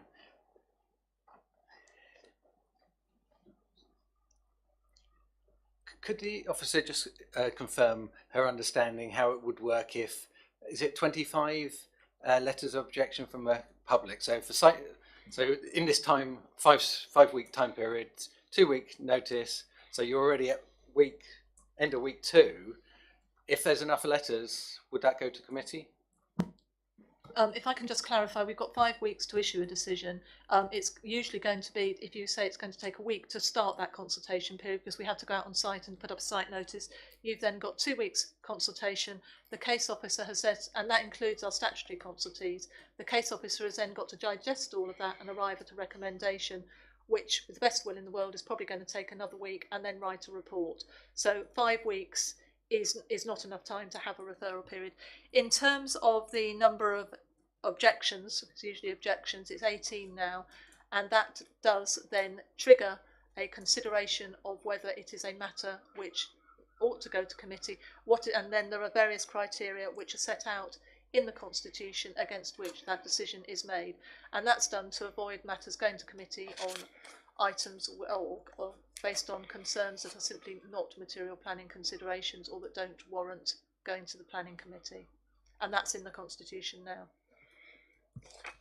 Could you referred in your comments to statutory consultees, but in the principle, planning in principle, permission in principle, then there aren't that many statutory consultees.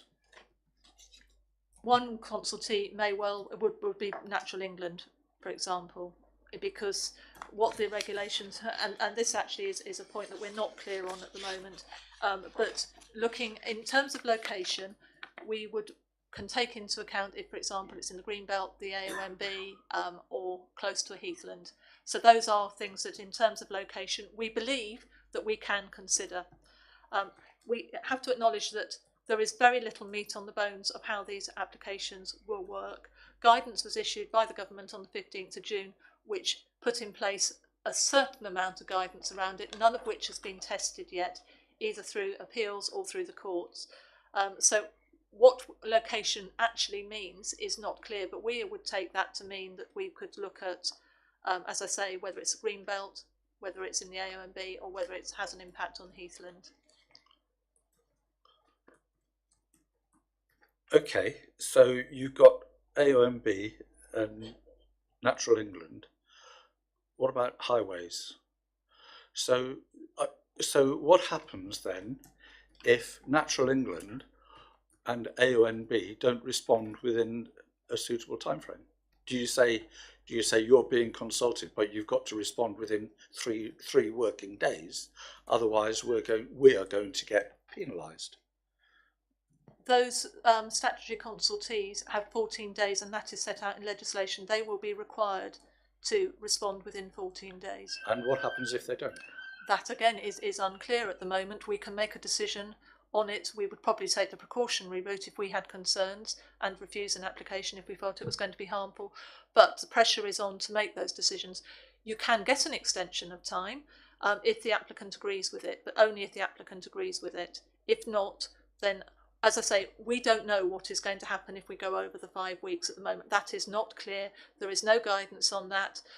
As far as we know, there have only been a very limited number of these submitted since June the 1st. And as you can see, even if they were submitted in June the 1st, the 5 weeks has only just ticked by. So there is nothing going through the appeals process. So we're in the dark on this. We don't know what the consequences are going to be of going over 5 weeks.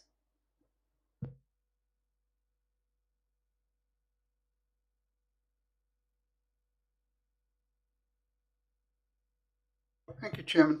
Just on what the officer has said, then, the timetable you outlined, would Could you just go through it again, please? When an application is received, we have to validate it. That's an administrative process. We then have to put up a site notice. Right. Can I stop you at this point? Does the application become live? In other words, is that 5 weeks from the day the application is handed in, or the date that it is validated? That's not a straightforward answer, I'm afraid. When we validate an application, with an application, it isn't I'm sorry, but it is not a straightforward question.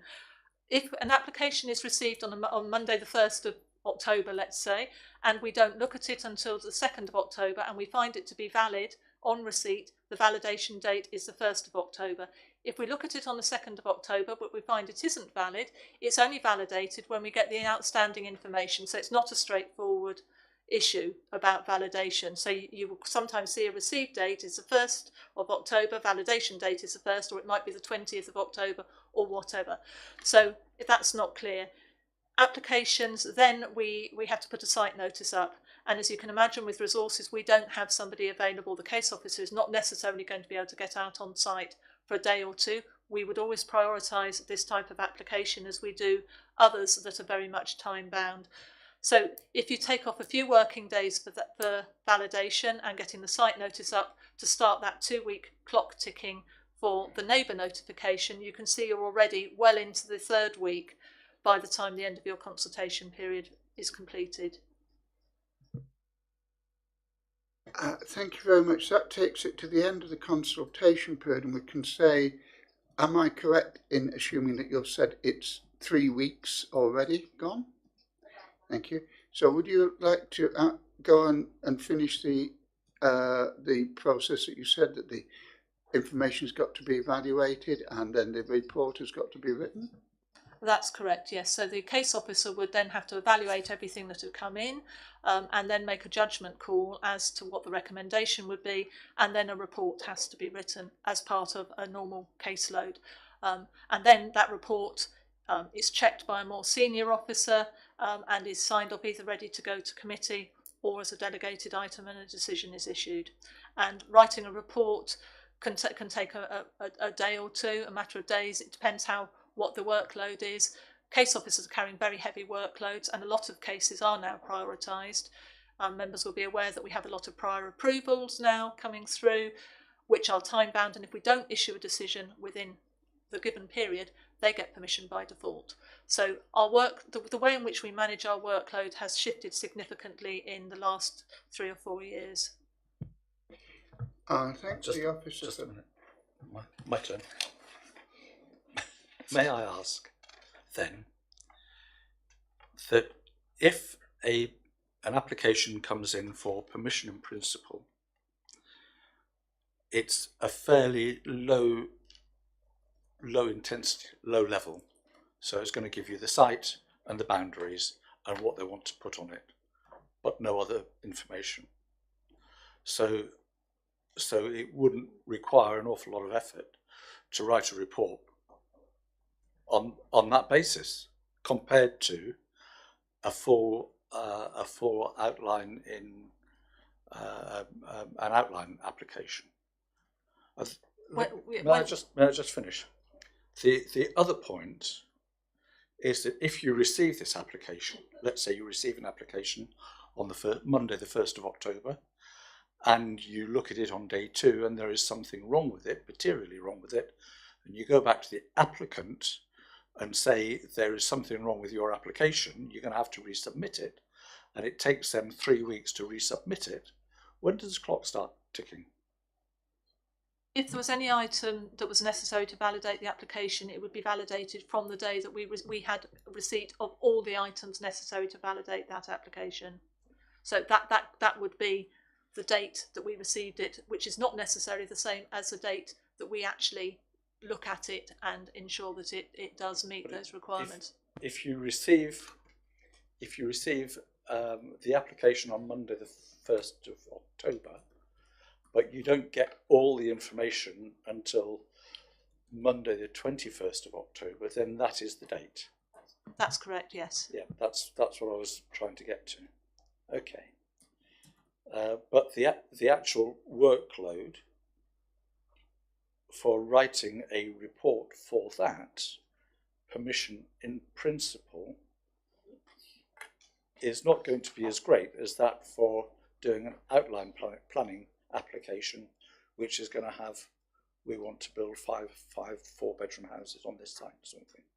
No, it won't take anything like as long as that, but there are various things that we have to check off in every report that we write to make sure it would stand up to legal scrutiny. So the officer will still have to, there will be a template that an officer would have to fill in, and it may sound as if it should take a short amount of time, but it's probably going to take an officer a good few hours to complete a report. Any report, even a very simple house extension report, takes a considerable amount of time to write up. And then, as I say, it has to go through the sign-off process as well. So it's going to be very time constrained if there is a period of 10 days or whatever to get it to any committee. So, as I say, we can agree extensions of time. That has been clarified in the last few weeks, that you can actually get an extension of time, but that is only with the agreement of the applicant. And in experience, if an applicant knows their application is going to go out of time because it's been called to committee, they quite often won't agree to an extension of time. Yeah, I get that too. But in broad terms,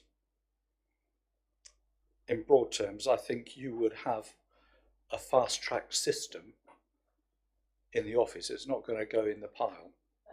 It'll be given to an officer on 9 o'clock on the 1st of October, Monday the 1st of October. It would be, depending on what time, obviously, it was received on the 1st of October. A lot of these come in by planning portal late at night now. But yes, we prioritise, but we are prioritising more and more of these types of applications. How many have you received? Planning permission in principle, Yes. we've received none. Okay. We have received none at the moment. As I say, very, very few have been submitted that we can find around the country. Okay.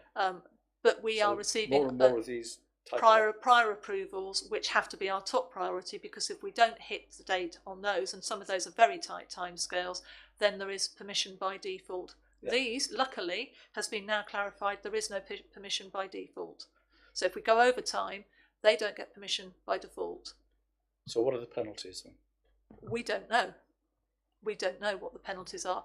I have no doubt that because the government's objective is to speed decision making, that they will bring in some targets for us to meet. And as I said, why we are with penalties is it's a punitive regime now if you don't meet your targets. Yeah. So but we don't know. You can see the challenge then that we face is that the pressure that you're going to put on the chairman of planning, if for whatever reason it's going to run out of time,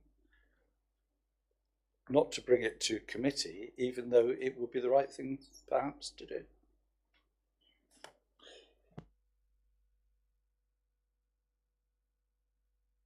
Only to say, Mr. Chairman, I agree with you in that it seems to me we're doing an awful lot of, well, this could happen, this could happen. The government will probably do something, but we haven't yet had it. Why are we doing this at the moment when we don't need to? Surely we could do it later if it proves necessary. I object to democratic rights of councillors to bring things when we know from past experience we've ended up with problems. Yeah, Mr. Lynch, would you like to comment? Would you like to respond to that, please? Yes, well, as I said, the reason that we're proposing this, and we're not wedded to it, if members, this is aimed to give the council protection in its decision making, and because experience has told us that when the government bring in targets, they apply them retrospectively, by which time it is too late to affect your performance figures. Members will be aware that this council was in the high risk zone of being designated as poor performing this year, and because they looked at figures 2 years back when we didn't know that is what they were going to be measuring.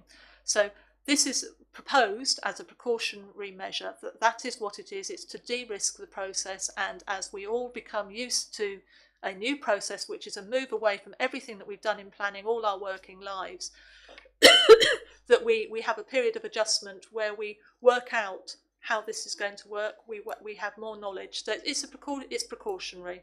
That's what it is. As I say, it's to de-risk the decision-making process, or that is what we are seeking to do, is to make it safer for for this council.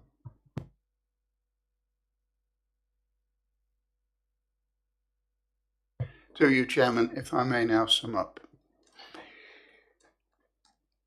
I am not opposed to measures to make sure that call-ins are valid. Indeed, in my time as chairman, I did take certain measures, as was then recommended by the Audit Commission, who approved what we had done, to make sure that a call-in came in with justification, that we introduced the idea of conditional call-in. So I am not, Chairman, doing this lightly. However, the point is, as Councillor Mrs. Jones has said, it is the principle. I believe that we have to make, there is nothing so permanent as a temporary measure. And I can quite easily see something that we put in now and say, oh yes, that's it, and it stays there. And then what's the next encroachment going to be? And if we needed any more evidence of why scrutiny should look at these things first, I don't know what it is. Because we could have avoided all of this if this had come to scrutiny before it went to council. Because I'm quite sure we could have got some agreed method that wouldn't have restricted members' right to call in this way. Chairman, I'm happy to, I hope I've thought, as we've been talking on the actual phrasing, which I would, subject to my seconder agreeing, say that while noting the valid concerns of the officers, Scrutiny Committee is unable to recommend item D in their report. The committee recommends that appropriate information and briefings be provided to members as soon as possible on the new system. The committee recommends that the Constitution is amended to establish a planning urgency committee of 3 members to consider called-in applications for permission in principle.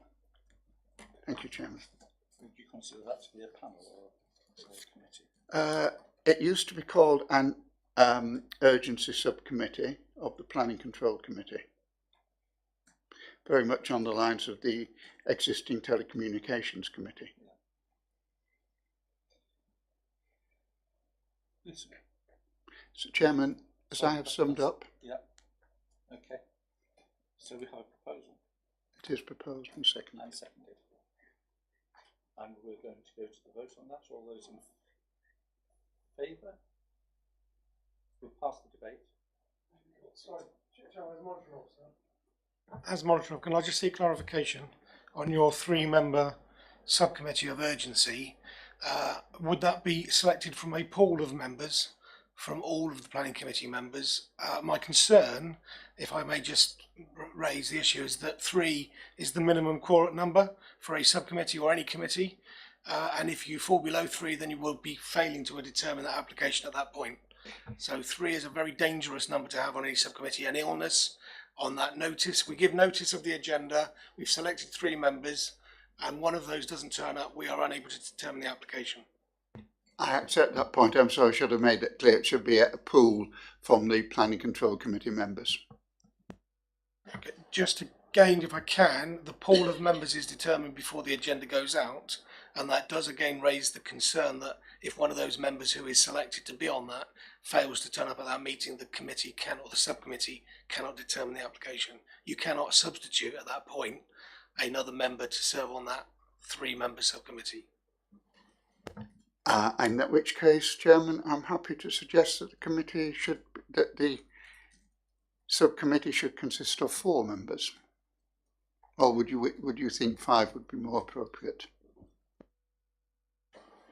Chairman, if I'm now wondering, I mean, the purpose of the subcommittee is to determine the application.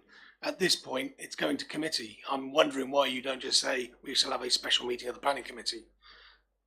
To you, Chairman, to call a special meeting of the idea behind urgency subcommittees was that it is a lot easier to get 3 people together than it is to get a full debate, full committee together. I think, given the fact that there seem to be few applications coming forward, I think for a pool of, let's try and put it this way, a pool of 5 from which, or more if you like, from which 4 can be selected would be workable, including the chairman, to include the chairman.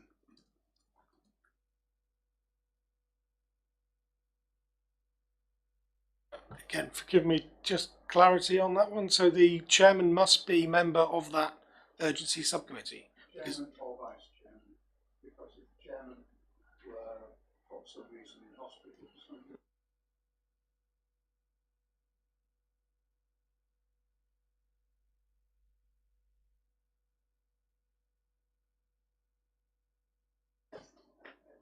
Yeah.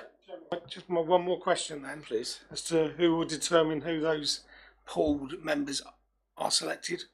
Who determines who's going to serve on that committee? Is it Democratic Services to determine that, just to get the first 4 off the list of availability?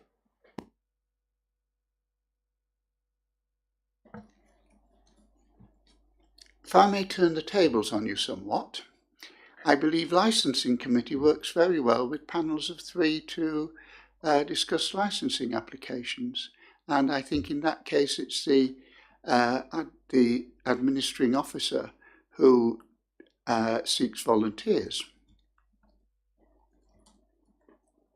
Before anybody else speaks, the difference between a panel and a subcommittee. I think what is being suggested by the Vice Chairman is that a panel would meet to determine whether or not the matter goes to full committee. Can't work. What were you? Sorry, I just sorry through you, because the point is that it's got to be done within a short time period. If it came forward that an application were there, then I would suggest, if you issue the...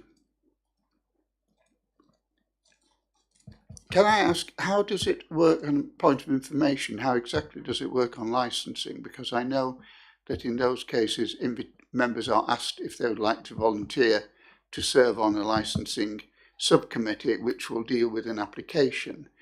And I'm thinking of the same sort of structure. I mean, I don't administer that item, but there is, I think we have to give more notice actually on licensing for hearings. I think the issue here is you are time bound to 5 weeks. I don't think if we had a licensing, and I think it has happened where we've had members who haven't been able to turn up, and it's under different legislation for the licensing committees, but we have rescheduled hearings because we've had members who have been unable to attend. They're not time bound to a 5-week period. I was looking at the calendar, and we are the window. If you had 2 or 3 days to get the notice out, you have got that three days maybe in between for the officers to write their report, allowing probably for the day after the meeting to serve the notice and get the decision notice out. So it is a very tight timeline. So I think from the committee point of view, a subcommittee, I think 4 would work better because at least 1 may not turn up, and you're still okay with that. But we won't be able to. We need to ensure that those members are present, at least 3 of them, to actually determine that application. Chairman, through you, if I may, we are not actually establishing this tonight because we can't. It's for council to do it, and the wording is that committee recommends that the constitution is amended to establish a planning urgency subcommittee of 4 members, Now, I would suggest that the appropriate thing to do is for our legal expert sitting there to come back to full council at our next meeting with the appropriate wording, and it might be, if I could suggest, that any that in the meantime, the chairman and vice chairman, as we've done very successfully with licensing, that the chairman, and this would be an extra point, that we set this up. This is what we would like to happen, but that the chairman and vice chairman of planning and the chairman and vice chairman of scrutiny meet with you to come up with an appropriate solution. What I'm trying to establish here is the principle that it is elected members who take a body of elected members who decide whether who decide on the application, not the one chairman. That's the principle. Just before we move forward, would you be happy to take a question from Councillor Grace, who's been? Yes, certainly. This whole theme does concern me greatly, actually, and I am concerned about it. And if you did a subcommittee, like when I was on licensing for 3 years, it worked really well that we were all sent a email to say out of the 11 that were on the committee, that 3 turned up, and always 3 normally turned up. So they didn't. Well, they did when it is doable. It is doable, I think. Yeah. Okay, thank you, Lisa. Sorry, I have a question, and it may seem rather facetious, but I think the question should be asked. We've made a lot this evening about the fact that changes to the Constitution haven't come to scrutiny before they go to full council. Are we intending to bring this back to scrutiny before it goes to full council? Through you, Chairman, I would be happy to bring any proposal back, but it would have to be to an extra meeting of the committee, because the next meeting of council is, I think, 4th of September, and the next meeting of scrutiny is 11th of September. But again, we are fortuitously, we are meeting already to discuss another planning matter in the end of August. So I think it's would be quite acceptable to bring this to that meeting as well. And if it's the case of, well, you can't do that because you can only have an extraordinary meeting for one. It's the way you word it. It's the way it's worded. Yeah, thank you, Lisa. Subsequently to that question, can I then ask the question, if we are going to bring it back and it's therefore not going to go to council to September, can we please put in an interim measure to protect us until September, when it will then go again before council? I think that's been suggested. Through you, Chairman, we have no power to enact anything. It is, as I said at the last council meeting,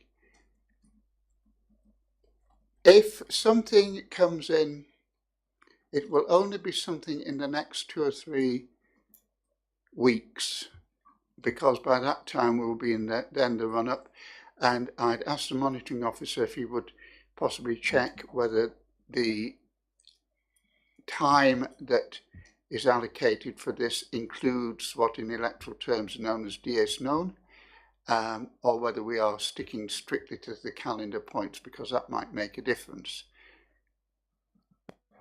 Again, from the notice of meetings, we do not include dies non, so they're non-working days in terms of the elections. But I believe for planning purposes, it is 5 calendar weeks, not 5 non-working day weeks. 5 working day weeks. Thank you. It's just 5 calendar weeks. In that case, Chairman, working back from it, we're not far off August. If anything does come in that needs a decision, then I think we would have to revert to calling a special planning control committee meeting, because council did not approve that change to the constitution, so that cannot be enacted. If it does, it will be up to the chairman of planning to call a special meeting, I would suggest. Mr. Lynch, you have been incredibly patient, and thank you for that. Yes, thank you. I don't want to sort of put another fly in the ointment, but I have got to draw members' attention to the fact that the call-in period at the moment, as set out in the Constitution, is that members have 5 days, working days, from the end of the consultation period to do a call-in. So if we don't change that, everything that you're trying to set up to enable the decisions to be made in time, if a member wants to call it in, actually fall away, because a member could do it and we could go out of time because of that 5 days. So you may want to consider changing that 5 working days to the end of the consultation period rather than adding that extra week. I'm sure that can be accommodated, can't it, Mr. Monitoring Officer? Thank you. Through you, surely no, because if it's in the Constitution, it has to be changed by the Constitution. It has to be changed by Council. Yeah. We are in yet again. If this had come to scrutiny first, this would have been picked up then. Why it didn't, I do not know, but it should have done.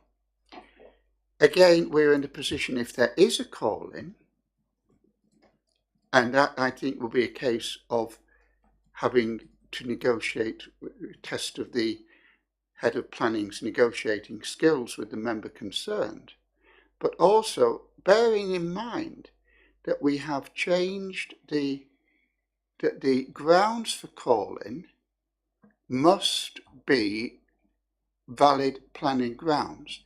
And if you cut the valid planning grounds down from, say, 10 to 3, then if it doesn't make those 3, the head of planning will be within her rights in rejecting the calling.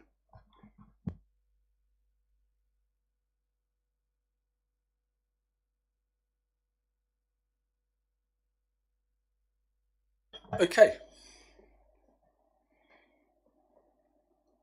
But that was always the case. That has always been the case. It has to be on planning merit. Sorry, can I interject?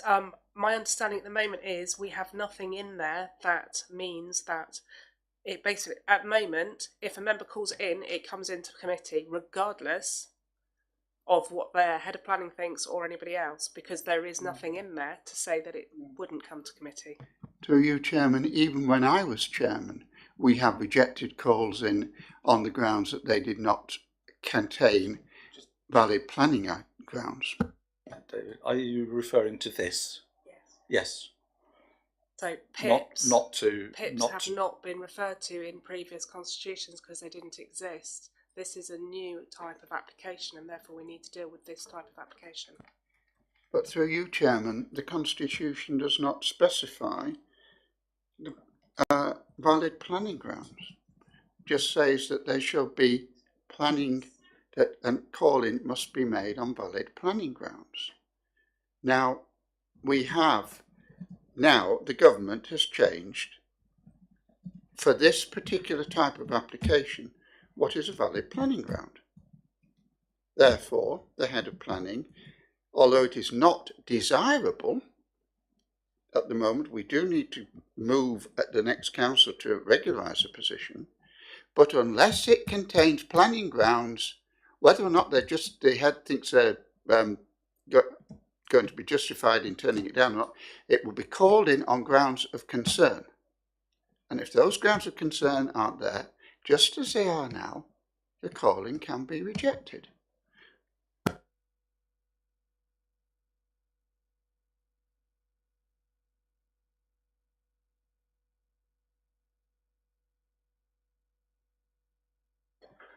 Which does rather make a nonsense of the whole thing. If there are planning grounds why that you must adhere to, then it becomes a fairly binary sort of decision. It's it either meets or it doesn't meet. So on those grounds, do you actually need D at all? Through you, Chairman, the proposal is that we do not recommend D. But the proposal does recommend that we do deal with the question of dealing with matters expeditiously through the methods that I've suggested. So if we are trying to expedite matters, then if I come along and say, I'm not happy with this, I want it to go to committee because I don't believe that the officers are dealing with this properly, then what happens at the moment, and the same as in any other application, is the officer, the head of planning, will say, there are no planning grounds for you to bring this to committee. That's what happens. Well, it's what happened when in my time. So you had to call it in on planning merit.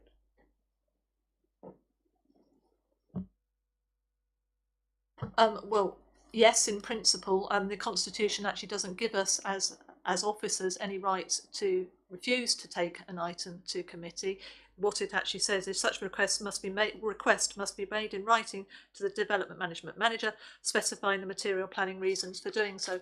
Now, as you know, material planning reasons are as wide as you can make them. It's very difficult to narrow that down. And on the occasions where we've had a call-in that has not been supported by material planning ground, what we have done is we have gone back and said, we need you to provide us with a material planning ground. So it doesn't actually give officers the right to say no. It just means that we have that debate, obviously, to make sure that we are in accordance with the Constitution. But I would suggest if you want to go down that route, that the wording is changed, that it says material planning reasons relevant to the application type, which would then narrow it down. But also I am concerned that members have, at the moment, 5 days for all application types, and this would apply to PIPs as well, to make that call in, which takes out the week that you're trying to get back by putting in an urgency committee. Through you, Chairman, if I may come back, and we really should have gone to the vote ages ago on this. All these points are very valid, and I do not dispute them. What I do dispute is the mechanism of saying the chairman or vice chairman has, in consultation with the head of planning, has the right to say what goes to committee. Now, that is a diminution of councillors' rights. I accept the concerns over urgency, which is why I have put in a proposal here, that we look at an alternative way of resolving the problem in a timely fashion. We're having actually quite a bit of distraction into, well, other planning grounds, whatever, because those are there already. If it does not contain material planning grounds, and it must be the officer, the professional, as it was in my time, and I think as it was in Councillor Jameson's time, who says, look, these are not material planning grounds. And I give you one example. A member once tried to call in a application on the grounds that if built, it would obstruct the neighbour's view. And both I and the head of planning both immediately said that's not a material planning consideration. Out. And the member refused to amend it, and we said, sorry, we're not taking it. We were backed up in the end by the chief executive, who said in those days, yeah, you're quite right, it's not a material planning consideration, and it was not brought to committee. So, Chairman, we're going a long way round. I've suggested, and I hope members will agree, a fairly simple solution. That we look at it this way, we put down a principle that it must be elected members acting collegially who make the decision, to say that we must have appropriate information and briefing so we know what's happening, and that we do not recommend D. Now, I understand the officer's concerns, I understand the chairman of planning's concerns, but I'm sorry, I don't believe that those concerns justify overriding the right of members to call an application to committee on material grounds. Chairman, it's been proposed and seconded. I've summed up once, I've done it again. Can we move to the vote? Which is exactly what we're going to do right now. All those in favour, please indicate. 1, 2, 3, 4, 5. All those against? All those abstaining? 1 abstention, 1 against. Got that, thank you. And that is carried. You don't have a vote.